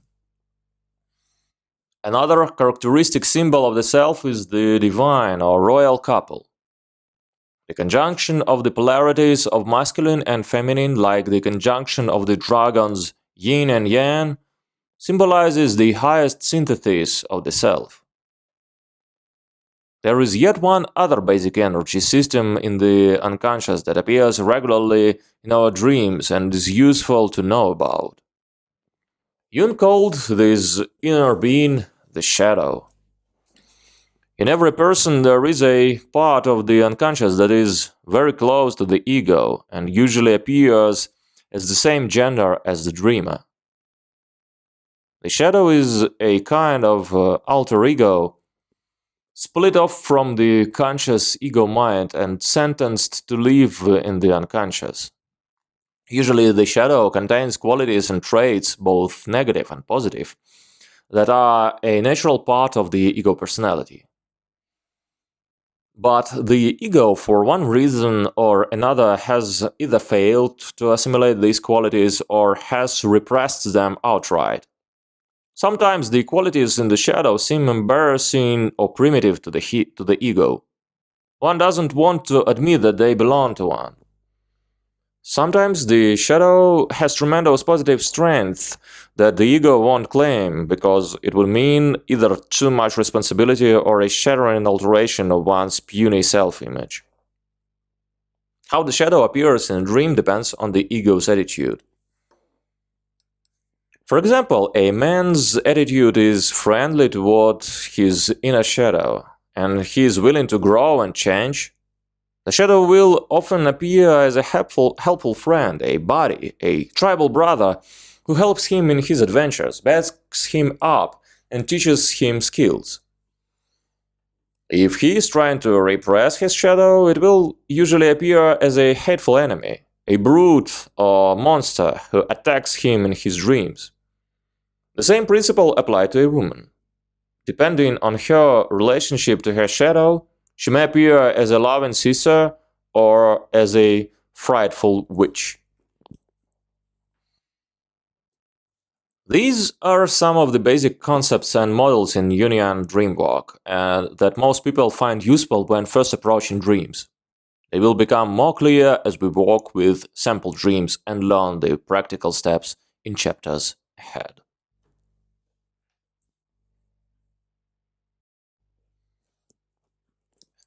The four-step approach. Before we begin step 1, it may help to have a brief preview of the 4 basic steps we will be covering in the pages ahead. The steps are these. 1. Making associations. 2. Connecting dream images to inner dynamics. 3. Interpreting. 4. Doing rituals to make the dream concrete. In the first step, we form the foundation for interpreting the dream by finding the associations that spring out of our unconscious in response to the dream images. Every dream is made up of a series of images, so our work begins with discovering the meaning that those images have. In the second step, we look for and find the parts of our inner selves that the dream images represent. We find the dynamics at work inside us that are symbolized by the dream situation. Then in the third step, the interpretation, we put together the information we have gleaned in the first 2 steps and arrive at a view of the dream's meaning when taken as a whole. At the fourth step, we learn to do rituals that will make the dream more conscious, imprint its meanings more clearly in our minds, and give it the concreteness of immediate psychical experience. When we arrive at the fourth step, we will discuss the uses that ceremony and ritual can have for us in reconnecting with the unconscious. With this brief roadmap before us, we will start now in the first step.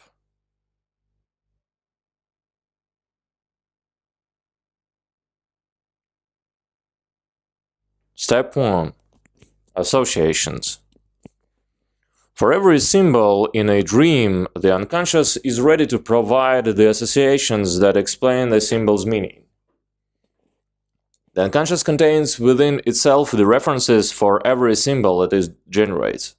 Therefore, the symbolic language of the unconscious can be decoded. Our task begins with waking up the associations that spontaneously flow out of us in response to symbols. First, go through your dream and write out every association that you have with each dream image. A dream may contain persons, objects, situations, colors, sounds, or speech. Each of these, for our purposes, is a distinct image and needs to be looked at in its own right. The basic technique is this. Write down the first image that appears in the dream. Then ask yourself, what feeling do I have about this image? What words or ideas come to mind when I look at it? Your association in any word, idea, mental picture, feeling or memory that pops into your mind when you look at the image in the dream. It is literally anything that you spontaneously connect with the image. Usually, every image will inspire several associations. Each brings to mind a certain person, word, phrase, or memory. Write down each association that comes directly from the image.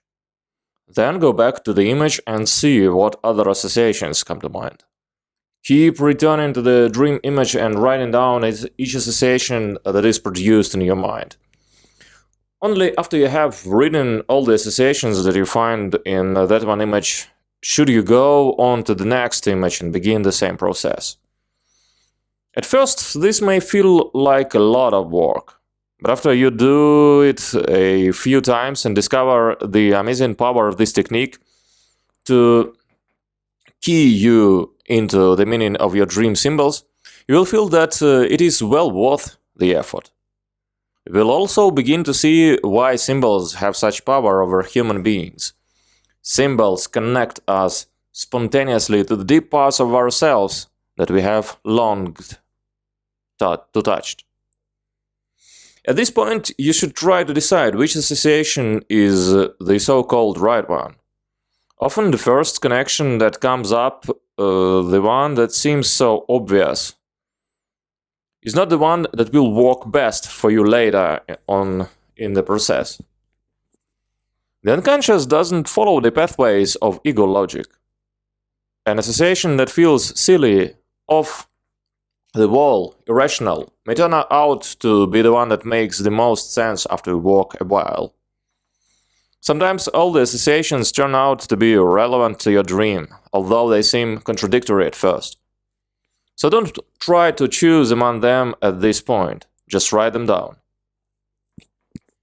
Suppose you have a dream that begins, I am in a blue room. The first image you have to work with is the color blue. This might be the associations you would produce. Blue, sad or depressed, blue mood. I've got the blues, blue moon. Color of clarity, cool, detached, consciousness contrasted with lively emotional red. My blue sweater, I usually wear blue. My grandmother's living room, always blue. Blue, blown away. True blue means honest and faithful. It is no accident that the unconscious produces the color blue in one sense, but uses red in another or black in yet another. Blue is used because this particular color expresses the dynamic at work in the unconscious. The meaning that blue has for the unconscious will be found somewhere in the associations to this color that the unconscious produces.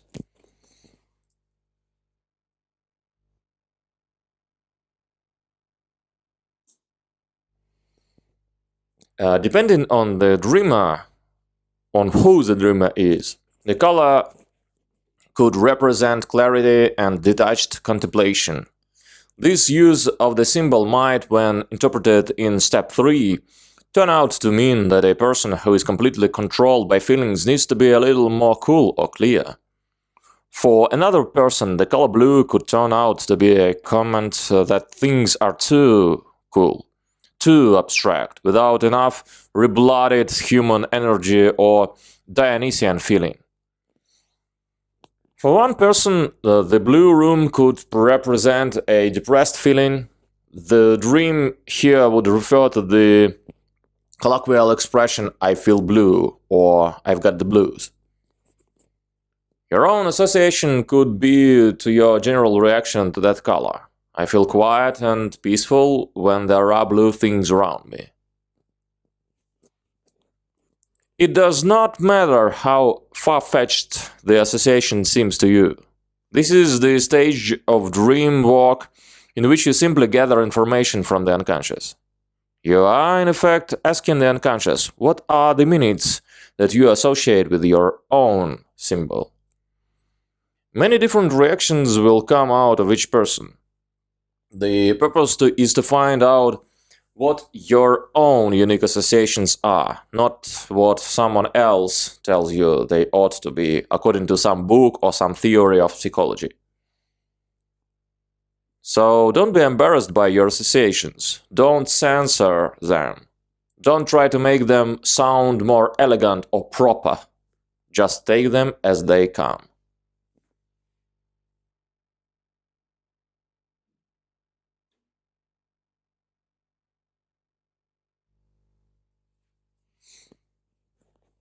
Making direct associations.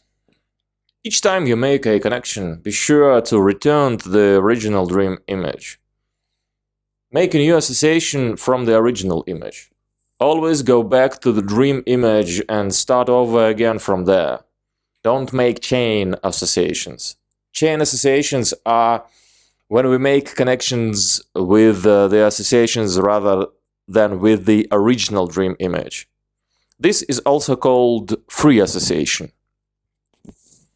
You make your first association, then you make another association to that one, and then another association to that one until you have a whole chain. If you do this, we never get back to the original dream image. An example of chain association would be this: blue, to sad, to hospital, to Aunt Jenny, to apple pie, to warm kitchen. You can see that this chain leads farther and farther away from the original image, the color blue. By the time we get to hospital or Aunt Jenny, we have already lost any direct connection to the color blue. The correct method can be pictured as a wheel with the dream image at the hub and the associations radiating out like spokes from the center. All associations proceed from the original image. We always return to the center of the wheel before we go to the next association. One woman I know does all her dream analysis this way, diagramming each image as the center of a wheel.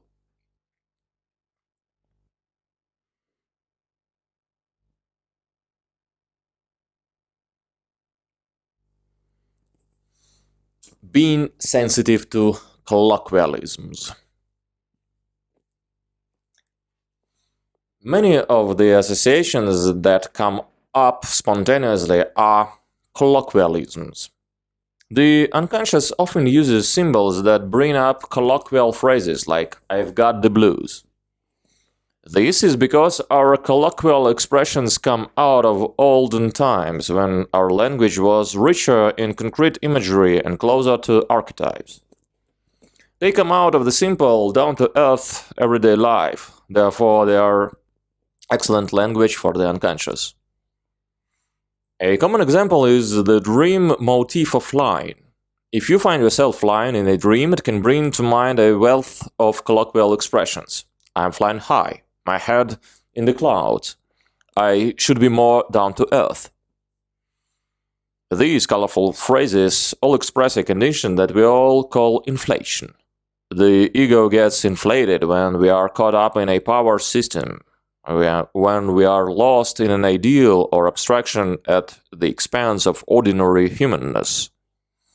When the ego has been puffed up by identifying with an archetype and has lost all sense of its limits, then we start flying high, and the cure is to get our feet back on the ground. Similarly, when a dream says that someone is blowing smoke or is full of hot air, we immediately have a sense of what the dream is trying to say. If there is a jewel in your dream, you may ask, in what respect the dream is saying that you are a jewel? On the other hand, if a dream says he is a jackass, we may also ponder how that applies to us.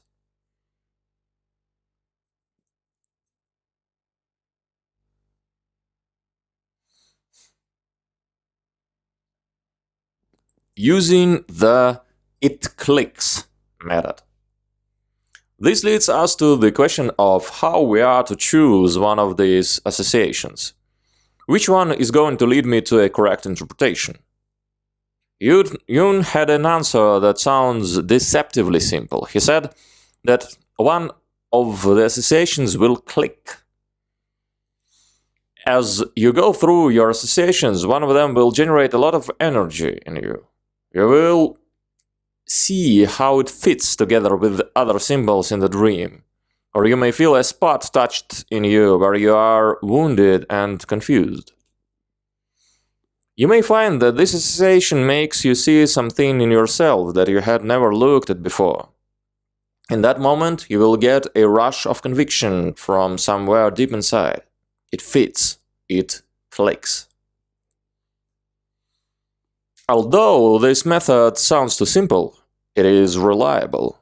Remember that dreams are created out of energy. One way to find the essence of a dream symbol is to go where the energy is. Go to the association that brings up a surge of energy.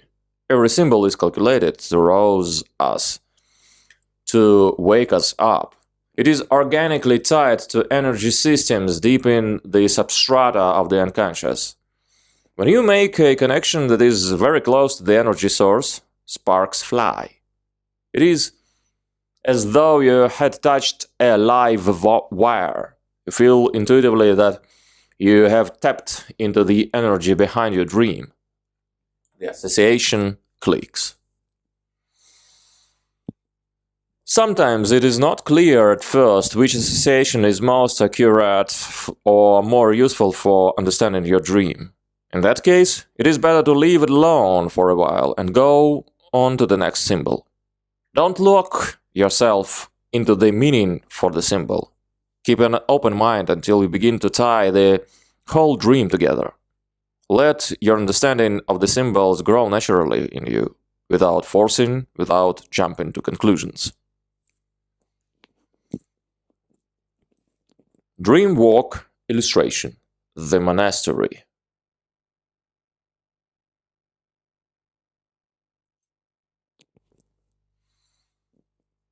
As a dream example of making associations, we have the following dream and some of the actual associations that the dreamer made in her notebook when she was working on it.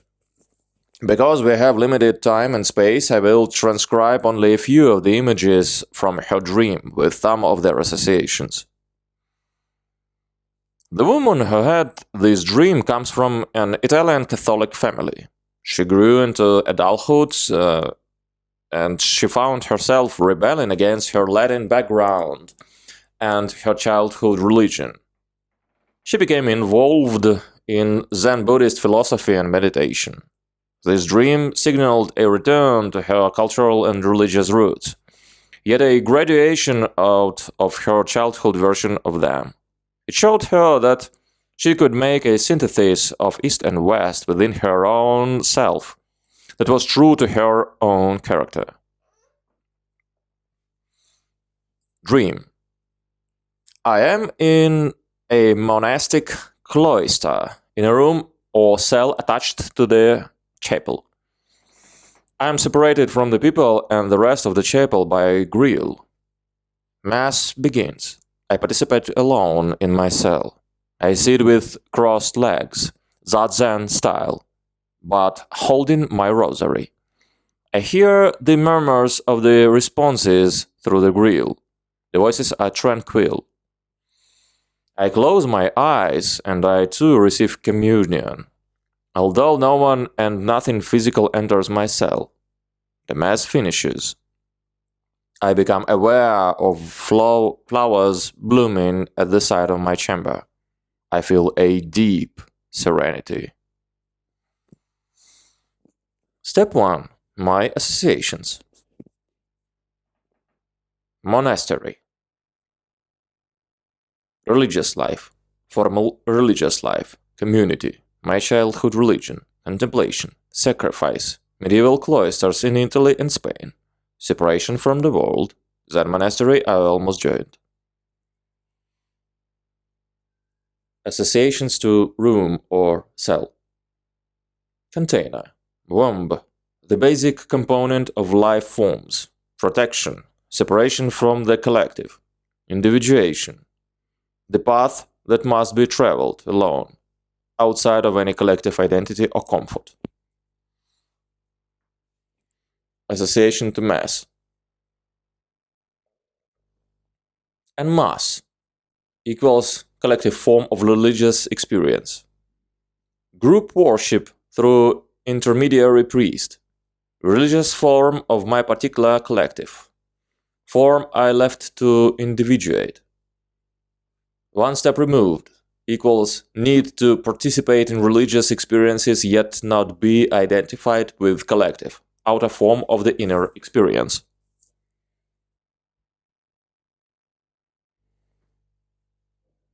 Association to communion. Last Supper, Christ's sacrifice, sacrament. That communion song I've always hated. Fainting during 3-hour fast. Mystical union. To become one with equals to communion. Transubstantiation, transformation. Comes in non-physical form. Equals must be experienced on the inner plane. Inwardly, rather than collectively. Zazen. Practice in stillness. The familiarity I felt with the practice from the very first, like going home. Practice without dogma. Experience rather than doctrine. Foreign to my upbringing. Grief when I saw I couldn't belong to Zen collective either. Zen monastery I had to say no to. Associations to grill. Separation. Partial separation. Interaction with the collective world, but differentiated interaction. Separate identity. Separate consciousness. End of associations. This gives you a sample of the wealth of material that will flow spontaneously from the unconscious when we really focus on the dream and look for every association that comes to mind. We have all this material even though we have not yet gone through all the images. If you have looked carefully at this woman's associations so far, you may already see the basic relationships that are forming among the images and the various associations that seem to make coherent sense together. You will see how these associations led eventually to her interpretations. This dream advised the dreamer of the right and the necessity for her to be an individual. The emphasis of the dream was on her living out her religious nature. She had to participate in the mystery, yet not by identifying with a particular external collective version of religion. In the dream she participated, but remained separate from the group and the group version of religious experience. This was not because she was an elitist, but because that is her nature and her way. The detail of receiving communion without any physical contact was consistent with her understanding of her dream. She had to experience the immediacy of the Godhead, the transformation, but she had to experience it inwardly and in her individual way, not by identifying with a collective cultural version of the experience. In her associations, she remembered that she had also considered joining a Buddhist monastery in order to be able to join the community, belong to something, and follow in a collectively defined way. But she could not do it with Buddhism any more than she could with Catholicism. The good news in all of this for her was that she could return to her Catholic and Christian heritage, but with a new understanding of it that allowed her to participate and to see the essential spirit and at the center of the cultural and collective forms. She could be in community, yet not be swallowed by it. She could participate, yet remain an individual going her own unique way.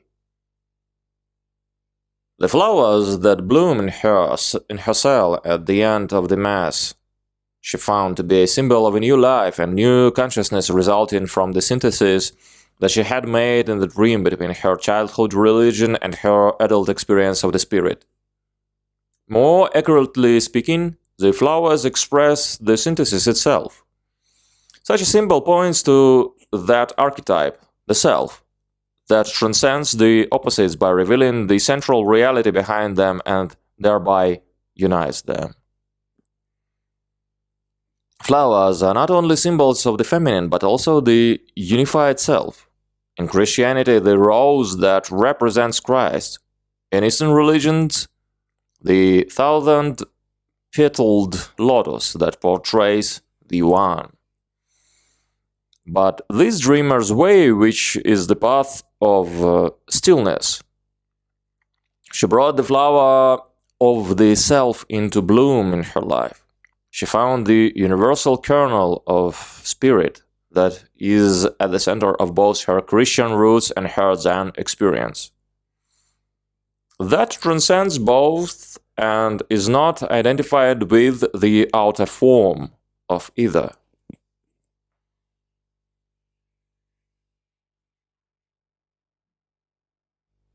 Some important things happened to this woman as an aftermath to this dream. When we get to the fourth step in Dreamwork, which is to do a ritual to express the meaning of your dream, we will return to this dream of the monastery. This dreamer's ritual for her dream and the events that followed are very instructive.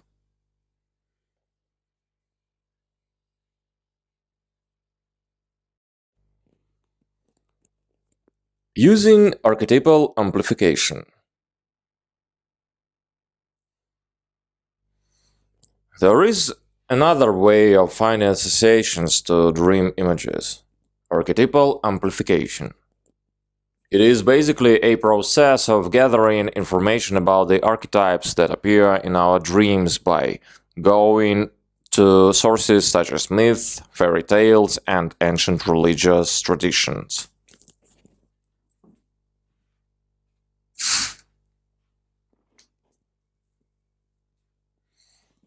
I have already given you a simple example in the dream of the monastery.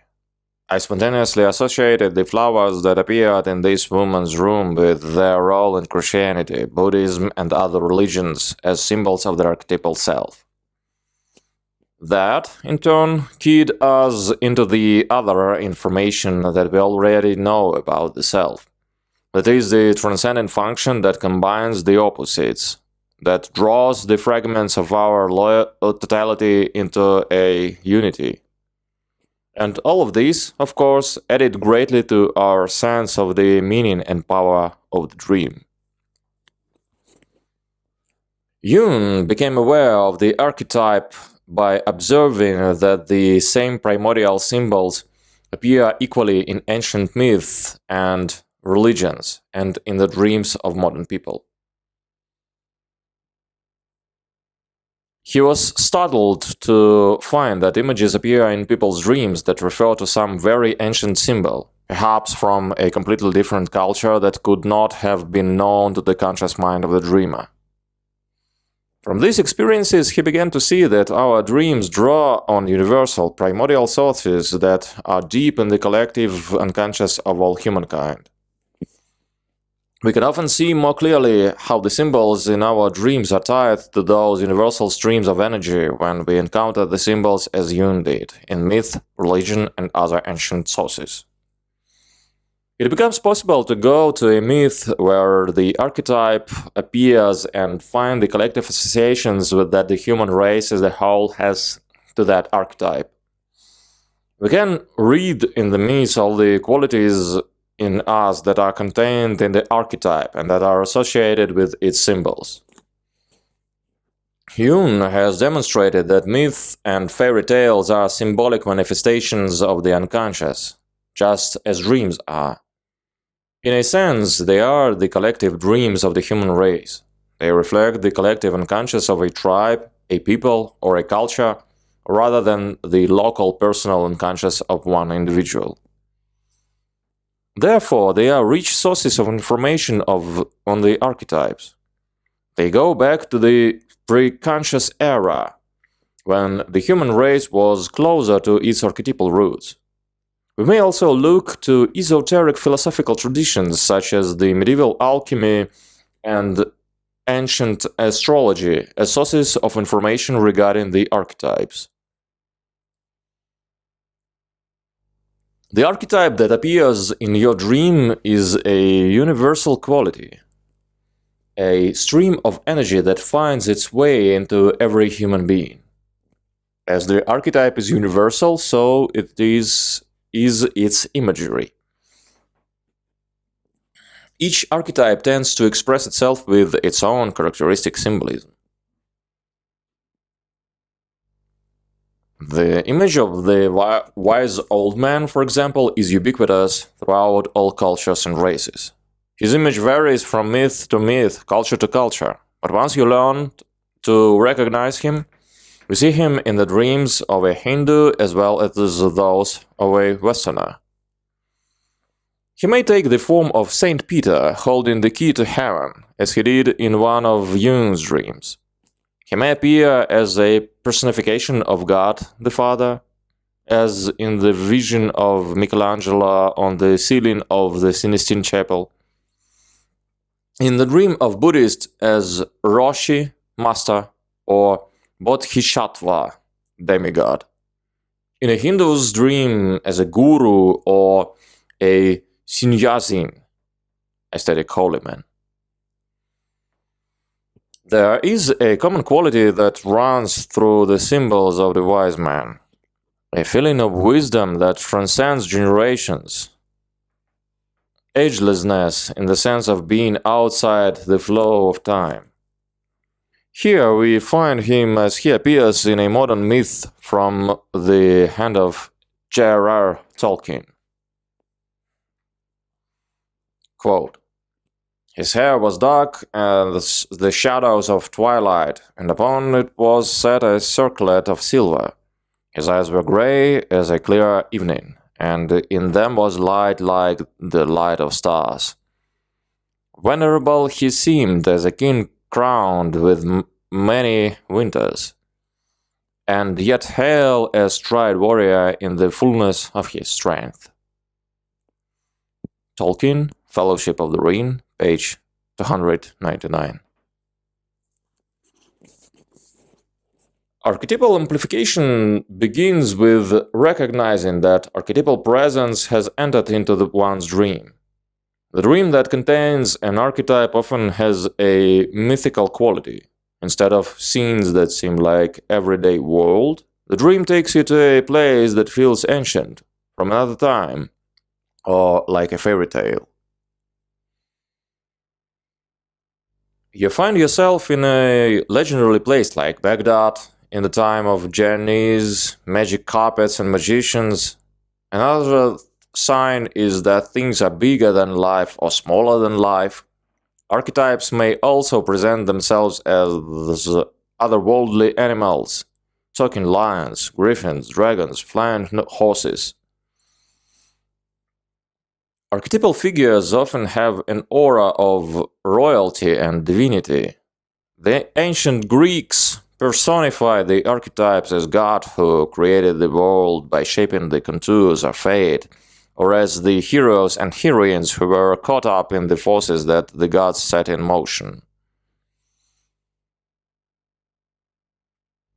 The Great Mother quality in human nature appears as Aphrodite, goddess of sensual love, Hera, goddess of home and hearth, Demeter, goddess of agriculture.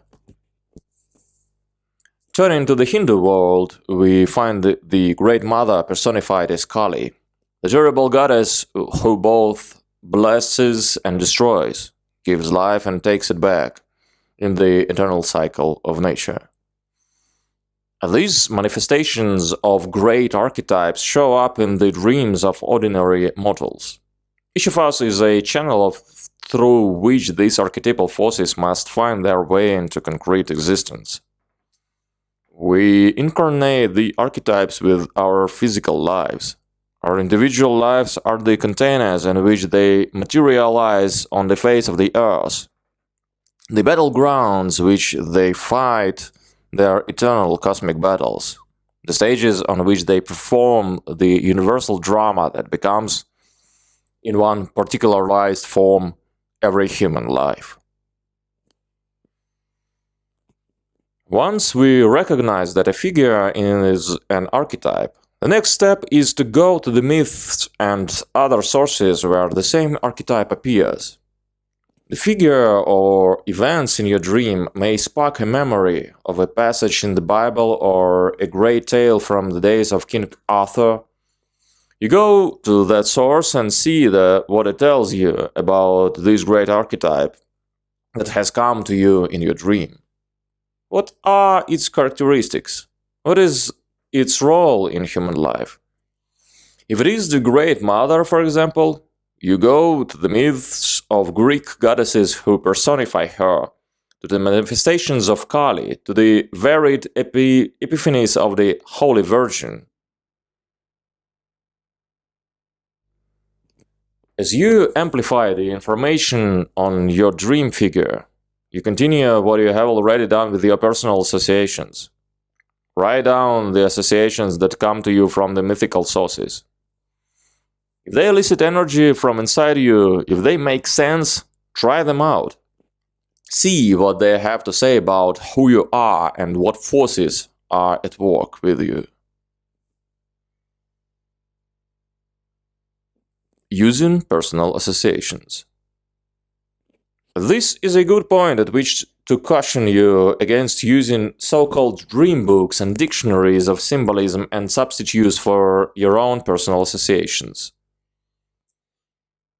Many people unthinkingly turn to a dictionary of symbols each time they try to understand a dream. They look up each symbol from the dream, write down the standard meanings the dictionary serves up, and then believe that they have interpreted the dream.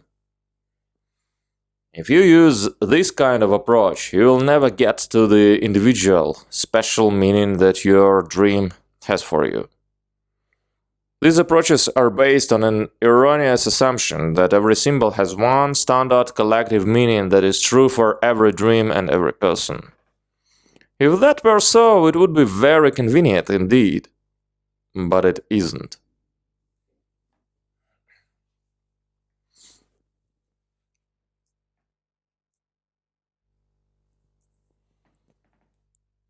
Quote, "It is plain foolishness to believe in ready-made, systematic guides to dream interpretation as if one could simply buy a reference book and look up a particular symbol.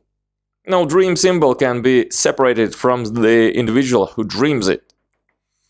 Each individual varies so much in the way that his conscious complements or compensates his conscious mind that it is impossible to be sure how far dreams and their symbols can be classified at all. It is true that there are dreams and single symbols, I should prefer to call them motifs, that are typical and often occur. Among such motifs are falling, flying, running hard yet getting nowhere. But I must stress again that these are motifs that must be considered in the context of the dream itself, not as self-explanatory ciphers." Carl Jung, Man and His Symbols, page 53. Emphasis by the author.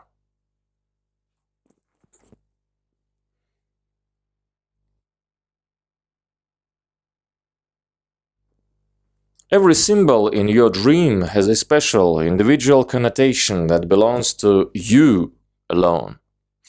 Just as the dream is ultimately yours alone. Even when a symbol has a collective or universal meaning, it still has a personal coloration for you and can be fully explained only from within you. This is why it is so important that you do this first step thoroughly.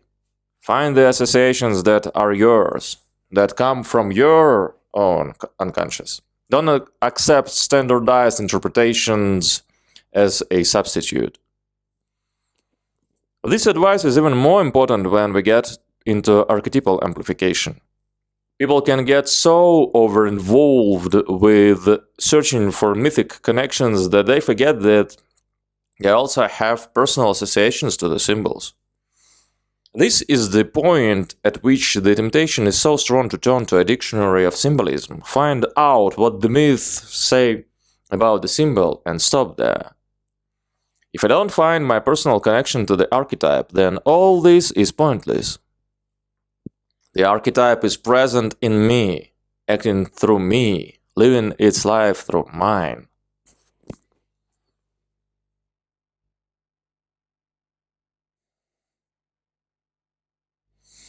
When it appears in my dream, it means that something is going on between my ego and that archetype. Something is trying to evolve. I have to pin it down, see how it relates to my life, now, today. It isn't enough to say, that is a symbol of Great Mother. It isn't enough to hang an abstract label on the dream person, Great Mother, Anima, Shadow, and then talk and walk away from it. We have to push further. We have to ask, what is this archetype doing today in my personal life? What does this have to do with me, individually? Strictly speaking, it should not be necessary for anyone to get involved in researching myths, comparative religion, alchemy, and so forth in order to find the universal level of meaning for a symbol. When the unconscious uses a symbol, it inherently contains within itself the meaning of the symbol. It already knows its own reference to the symbol. Therefore, if you pursue your personal association to the dream image, the unconscious will, sooner or later, produce the archetypal connections that apply.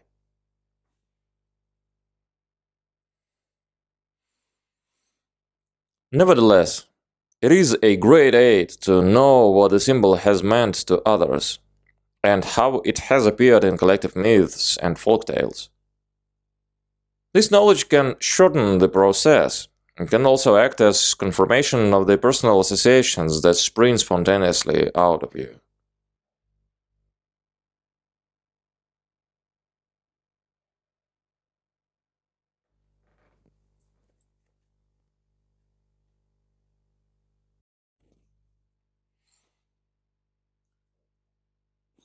Step 2. Dynamics. In the second step, we connect each dream image to a specific dynamic in our inner lives. We identify the parts of our inner self that appear as the image in the dream. The reason for making this connection is a fundamental one. We need to figure out what is going on inside ourselves that is represented by the situation in the dream. If we could not tie the dream to specific events, feelings, or other dynamics in our lives, the dream would be pointless. It would be mere entertainment. To perform this step, we go back to the beginning and deal with each image one at a time. For each image, ask, what part of me is that? Where have I seen it functioning in my life lately? Where do I see the same trait in my personality? Who is it inside me who feels like that or behave like that? Then write down each example you can think of in which that inner part of you has been expressing itself in your life. By inner dynamics, we mean anything that goes on inside you, any energy system that lives and acts from within you. It may be an emotional event, such as a surge of anger. It may be an inner conflict, an inner personality acting through you, a feeling, an attitude, a mood.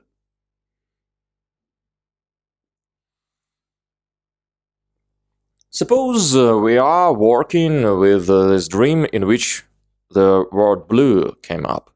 You write all your associations with that word, and the one that clicks for you is depression, bad mood, having the blues.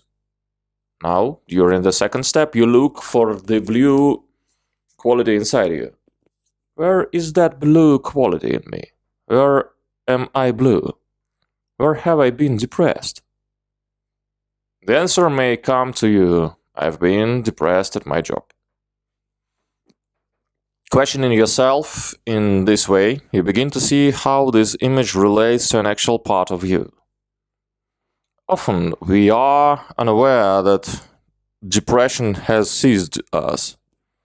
We are so busy that we don't have time to focus on what is going on inside. In another case, something very good could be developing inwardly. A new strength emerging, a wound being healed, a chronic fear evaporating that we fail to appreciate. We have to ask ourselves, what goes on inside me that this dream speaks of?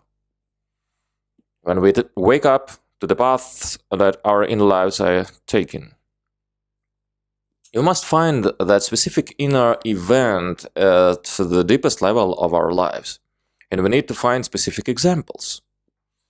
We are not finished with this step until we find actual examples from our lives that correspond to the events of the dream.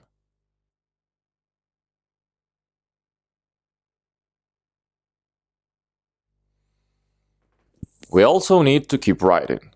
There was an old tradition in the Christian church that one had not prayed unless one's lips had moved. This idea expresses a psychological truth. Something physical has to happen. This is why it is so important that you write your examples down on paper. When you physically write those examples, the connections with your dream become clear and definite. Taking dreams inwardly. At this stage in Dreamwork, there is always a question whether the dream is commenting on one's inner life or on the external situation. We sometimes express it by asking if the dream is to be taken inwardly. Most dreams are representations of what goes on inside the dreamer. Dreams usually speak of the evolution of forces inside us, the conflicts of values and viewpoints there, the different unconscious energy systems that are trying to be heard, trying to find their way into our conscious lives. The overall subject of our dreams is ultimately the inner process of individuation. Most dreams, in one way or another, are portrayals of our individual journeys toward wholeness. They show us the stages along the way, the adventures, obstacles, conflicts, and reconciliation that lead, finally, to a sense of the self.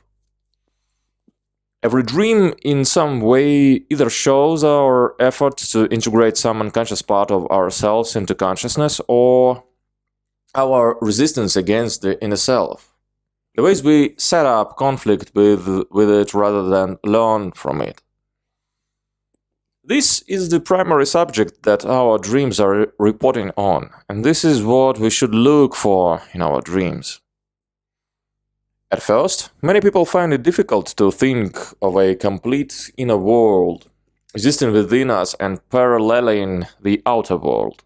For some, it is hard to see that our dream lives are mostly concerned with the inner world. Our culture teaches us to focus on the external world, so we jump to the conclusion that our dreams are talking about something on the outside. This is a collective prejudice we suffer from. We spontaneously assume that only the outer world has any importance. The true significance of the inner world becomes more clear when we begin to realize that almost everything we do, every reaction we have, every decision we make, every relationship we form, ultimately results from our inner qualities and inner dynamics. Everything is controlled by the huge energy systems that propel us from within, that determine most of what we think and do. If you take your dreams as a reflection of the unconscious dynamics within you, you are most likely to get to the heart of the matter. If, however, you apply the dream on the external level, it usually turns out to be superficial. It is on the inner level that you can change life patterns most profoundly. It is at the inner level that your dream is usually aimed.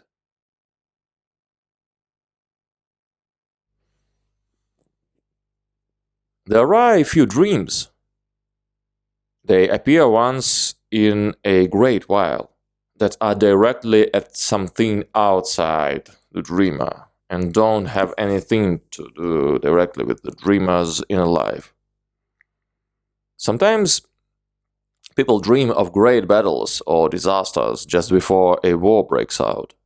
Sometimes a person dreams of something happening to a friend or relative who is a great distance away and later discovers that the event actually took place in other person's life. As a general rule, however, symbols in a dream turn out to apply to the dreamer's own interior life. So, that is the best assumption to work from. I remember a patient who came to me with a dream in which his friend drove at a crazy speed and crashed into a building. He feared that the dream foretold a car accident.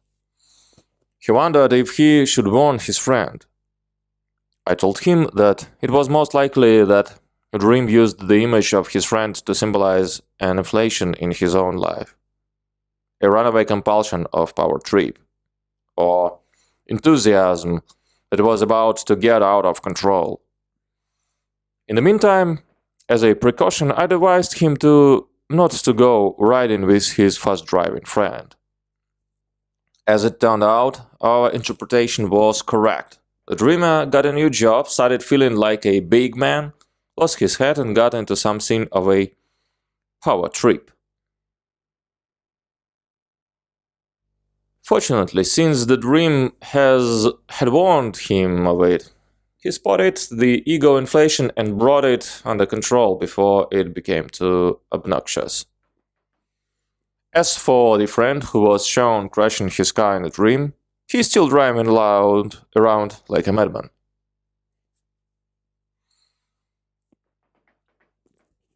The best solution I have come up with after years of wrestling with this issue is this. Always begin by applying your dream inwardly. Start by assuming that your dream represents an inner dynamic and work with it on that basis. Later, if it turns out that the dream does refer to an external situation, adjust your interpretation accordingly.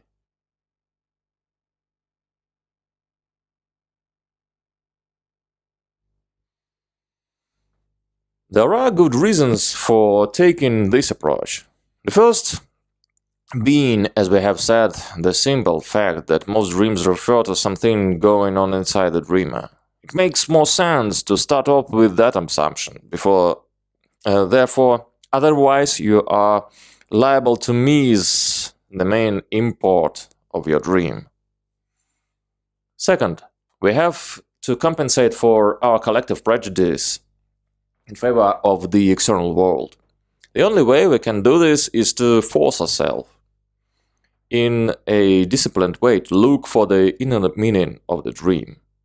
As soon as we start to apply the dream to our external lives, we get lost in speculations about people we know and all the situations we are involved with.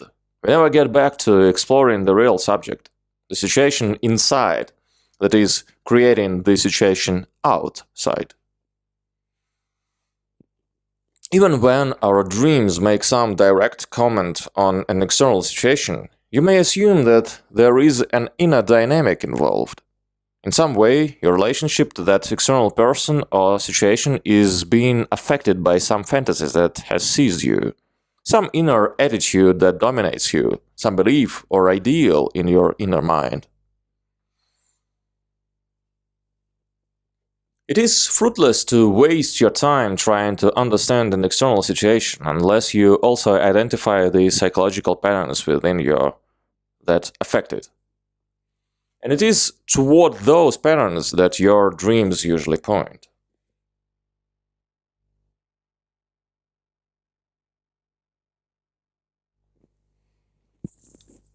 Still, people often get confused over this issue, because the unconscious has a habit of borrowing images from the external situation and using those images to symbolize something that is going on inside of the dreamer. Your dream may borrow the image of your next-door neighbor, your spouse, or your parent, and use that image to refer to something inside you. For illustration, let's suppose that a man is extremely prejudiced and opinionated. One night he dreams, and the image of his wife appears in the dream, trying to argue him out of some of his attitudes. It happens that his wife is an open-minded person with a flexible, inquisitive intelligence who is interested in other people's viewpoints. In this case, the dream is probably using his wife's image to tell him that he needs to be less opinionated, less defensive, and more open to new ideas. The capacity for this is identified with his inner feminine side. So his unconscious chooses his wife image to represent it in the dream. By using his wife as a symbol, the dream tries to wake him up to possibility within himself. The natural reaction is to think, since my wife is in this dream, it is obviously talking about my wife or about my relationship to my wife. It is a natural conclusion, but in practice it usually isn't so. The dream is most likely to use the image of the wife to represent a quality in the dreamer, a conflict in the dreamer, or something evolving in him that has little to do directly with his external wife. In this situation, the dreamer has several things to understand. First, he needs to see that he has an inner wife, who is distinct from his outer wife and lives in the inner world and is a part of him. Then he needs to stop blaming his physical wife for his conflicts with his inner wife, which in turn ought to be conflicts within himself. Finally, he needs to take his inner wife, his inner feminine, seriously. He needs to try to understand what part of himself she represents and what it is that she is trying to communicate to him.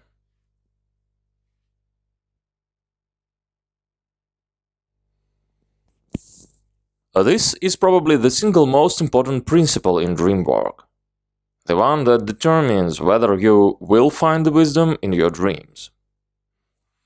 We have to recognize that dreams are intricate tapestries of symbolism, and each image represents something growing on within our own selves.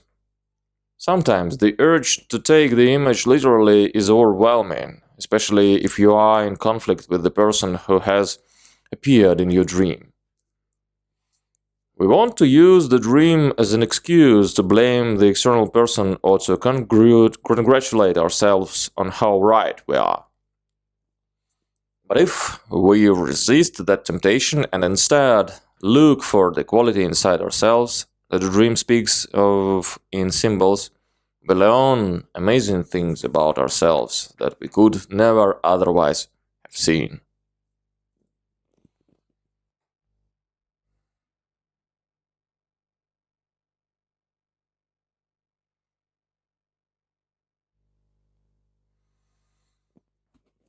Connecting images to specific characteristics. Probably the most immediate and practical way to connect a particular image to yourself is to ask what traits you have in common with the image. What are the main characteristics of the person in the dream? How would you describe his or her character and personality? Or do you find those same traits in you? If the image is of an angry person, where do you find an angry quality in you? If it is happy-go-lucky, where do you find that same quality in yourself? We all have a set of fundamental characteristics from which everything else in our personalities derive. These basics include our feelings, belief systems, attitudes, and patterns of behavior and the values we adhere to. All these traits show up in our dreams and can be identified if we look for them. Every dream is a portrait of the dreamer. You may think of your dream as a mirror that reflects your inner character, the aspects of your personality of which you are not fully aware. Once we understand this, we can also see that every trait portrayed in our dreams has to exist in us, somewhere, regardless of whether we are aware of it or admit it. Whatever characteristics the dream figures have, whatever behavior they engage in, is also true of the dreamer in some way. By this, I don't mean that the trait or behavior shown in the dream is literally true of the dreamer exactly as it is portrayed in the dream. Dreams often speak in extremes. They try to compensate for our lack of awareness of equality by picturing it in extreme, dramatic imagery. For example, if there is a thief in your dream, it doesn't literally mean that you are a thief. The dream uses this dramatic image to get your attention and tell you that you need to wake up to something inside you. It may be that you have been dishonest with yourself in some way. If so, you need to be aware of it and deal with it. But the image of this thief may also mean that you have repressed some fine quality in yourself, figuratively locked it out of your life. And the only way it can get back into your life is to break in like a burglar. Because we often repress the best parts of ourselves and think of them as negative qualities, some of the richest parts of the self, even the voice of God itself, can only partake in our lives by stealing our time, stealing our energy through compulsions and neuroses, and slipping into our lives in the unprotected places where our God is down. Quote, "Of the times and seasons, brethren, you have no need that I write you. For yourselves know perfectly that the day of the Lord comes as a thief in the night." Paul to the Thessalonians.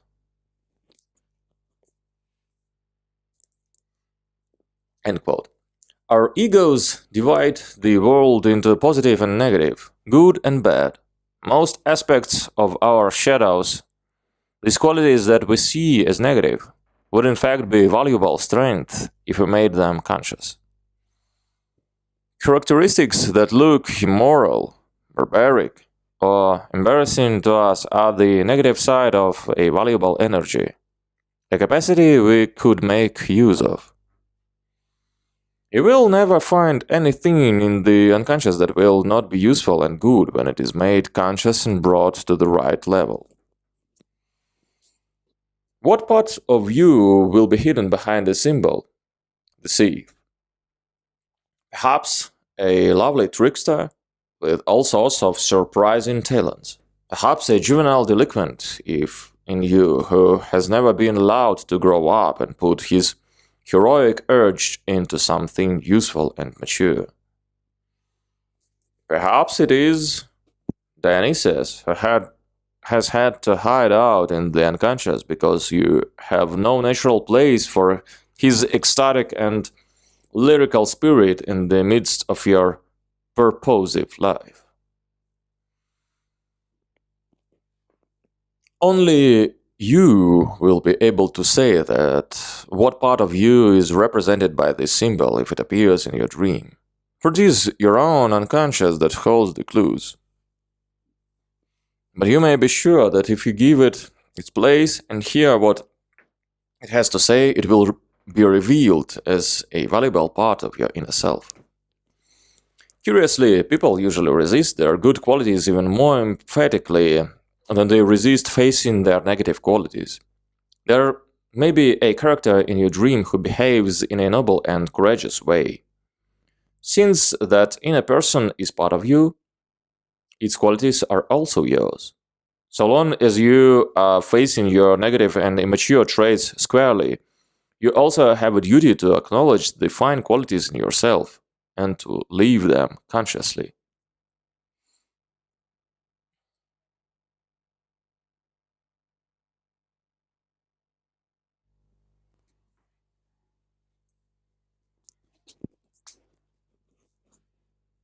Looking at beliefs, attitudes, and values.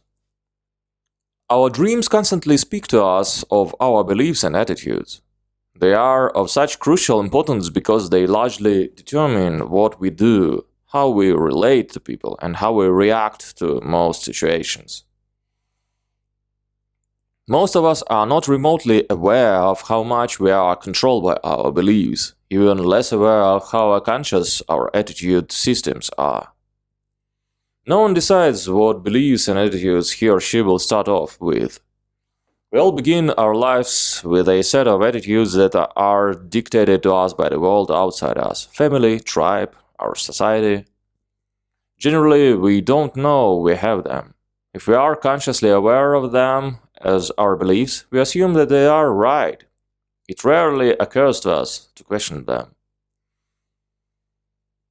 At a certain point, our dreams begin to challenge them and point them out to us.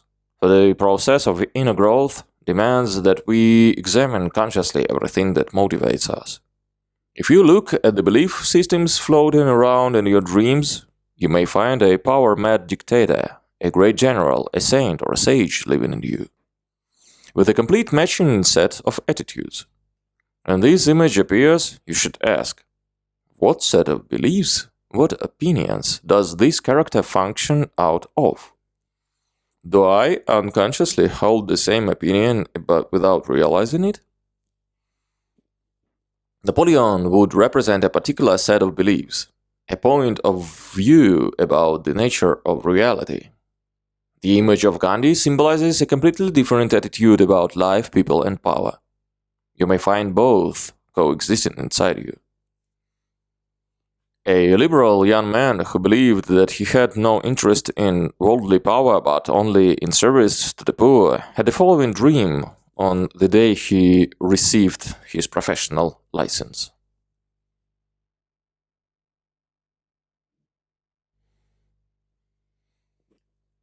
Dream. When I walk to the place to keep my appointment, it turns out to be a used car lot. I stand on the sidewalk. Suddenly, Richard Nixon walks up. He seems to be a salesman. He slaps me on the back and says, "All right, let's see some enthusiasm. If you're going to be a professional, you've got to start learning the basic tricks and for manipulating people. Learn to think positive. Put on a suit. Look the part. Feel the part. Get out there and sell yourself. That's the way to success."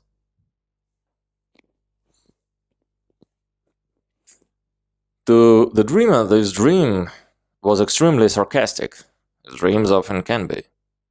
In these conscious attitudes, he disliked politicians, people who gasp after worldly power or used motivational techniques.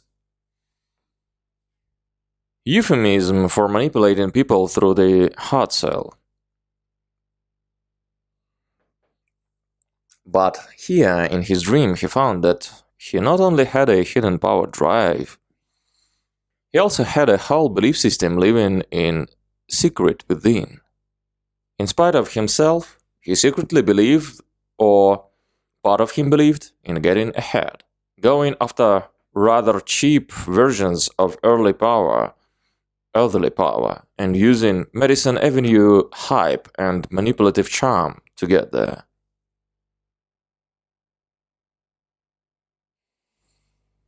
There was no mystery about what this dream was saying.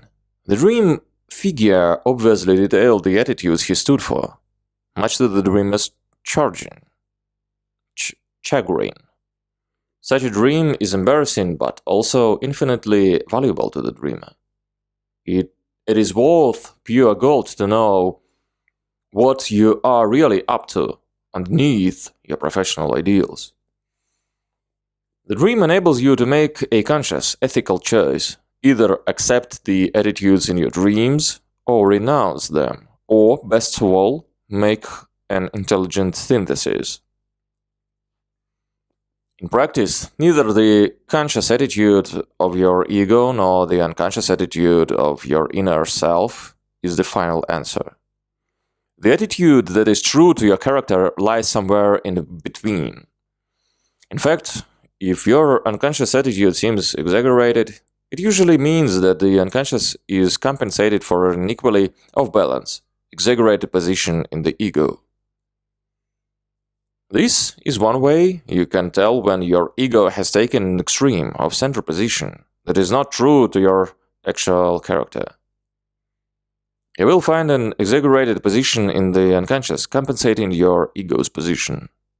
The unconscious attitude is always off-center exactly to the same extent that the ego attitude is. As the ego attitude becomes more moderate, the unconscious attitude also relaxes toward the center. In the case of this last dream, the dreamer was lost in glorious idealism. He took no thought of anything practical or for how he would make a living. The unconscious reacted by producing a compensatory attitude of pure ravenous materialism. When he scaled his idealism down to something more practical, he found his secret power drive took on a less exaggerated form.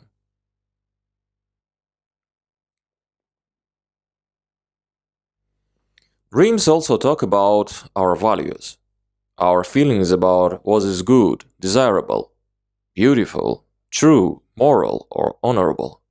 Ultimately, our values are the qualities that we seek most in life, the standards that give our lives a sense of meaning.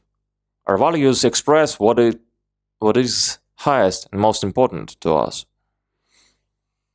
We all have many value systems coexisting inside us, and all are in conflict with each other to some degree.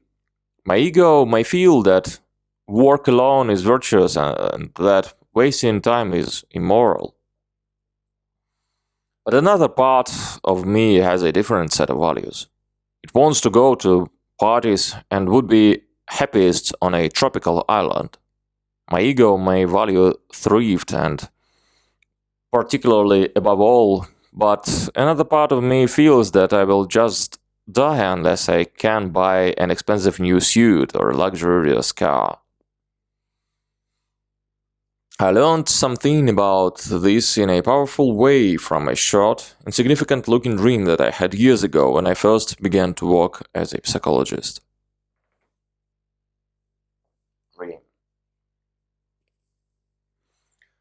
I am stealing a newspaper from a vending machine. I suddenly wake up to what I'm doing, and I feel guilty. This was a situation in which my ego held to a certain set of values, but I then discovered that quite another value system ruled somewhere else in me. On the conscious level, I don't believe in stealing, not even a newspaper, which in those times would have cost only 5 cents. Yet the dream was hurling in my face this accusation. You are a crook. What of you wants to steal? What could I do with this? I felt devastated and guilty about this dream. I tried to find where in my life I was unconsciously stealing. Finally, it occurred to me to look more closely at the other details in the dream. What about the newspaper? I mulled it over. What does the newspaper represent?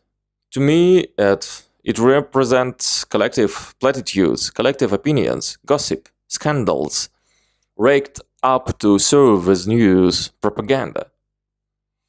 I saw that I was stealing something of very low quality, at least in the view of my unconscious. The dream objected to what I was stealing as much as to the act itself. Finally, I made the connections. At the time I was just starting in my profession, I was very unsure of myself. I was looking in awe of authority figures and trying to fit into every group, every clique that might give me some feeling of belonging or of being someone. I listened to all the collective opinions, the collective platitudes, and the gossip around these people, and I repeated it. Sometimes I repeated it as though it were my information, my conclusions, my viewpoint. I was stealing all this collective nonsense because I wasn't thinking for myself. I was taking it from others, free of charge, and serving it up as though it were my own. I was not paying the price for having my own ideas and wouldn't dare think for myself because I so desperately wanted to belong. It was in this sense that I was stealing a lot of junk that wasn't worth having in the first place.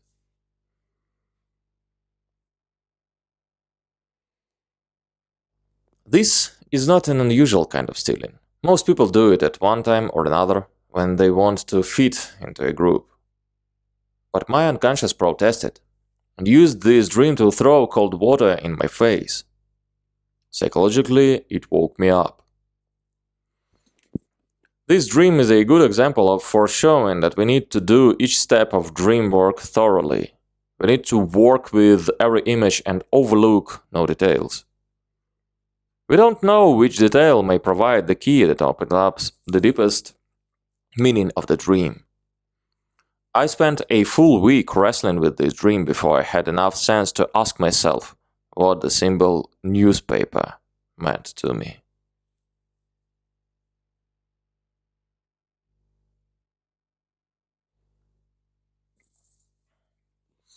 Behavior patterns are among the most important personal traits that show up in our dreams.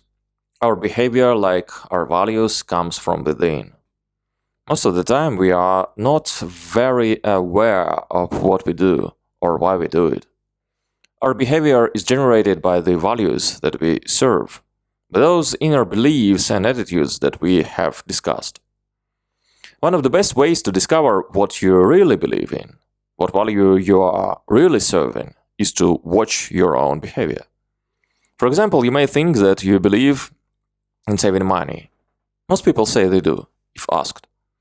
But in actual practice, if you spend your entire paycheck and never save a cent, that reveals a completely different set of beliefs controlling you, a different value system than the one you profess.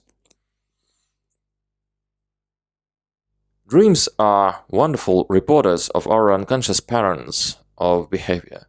If I tend to be opinionated and combative, my dreams will eventually show me a dream figure who is combative. My dreams will give me an idea of how I must sound to other people. If I constantly say yes to everyone when I ought to say no, my dreams may show me someone who does that. And the messes that he gets into will bear an uncanny resemblance to the messes I regularly find myself in. So when you see a pattern of behavior in a dream, look for it diligently in your personal daily life. Somewhere you will find it. And behind your behavior, you will find an attitude.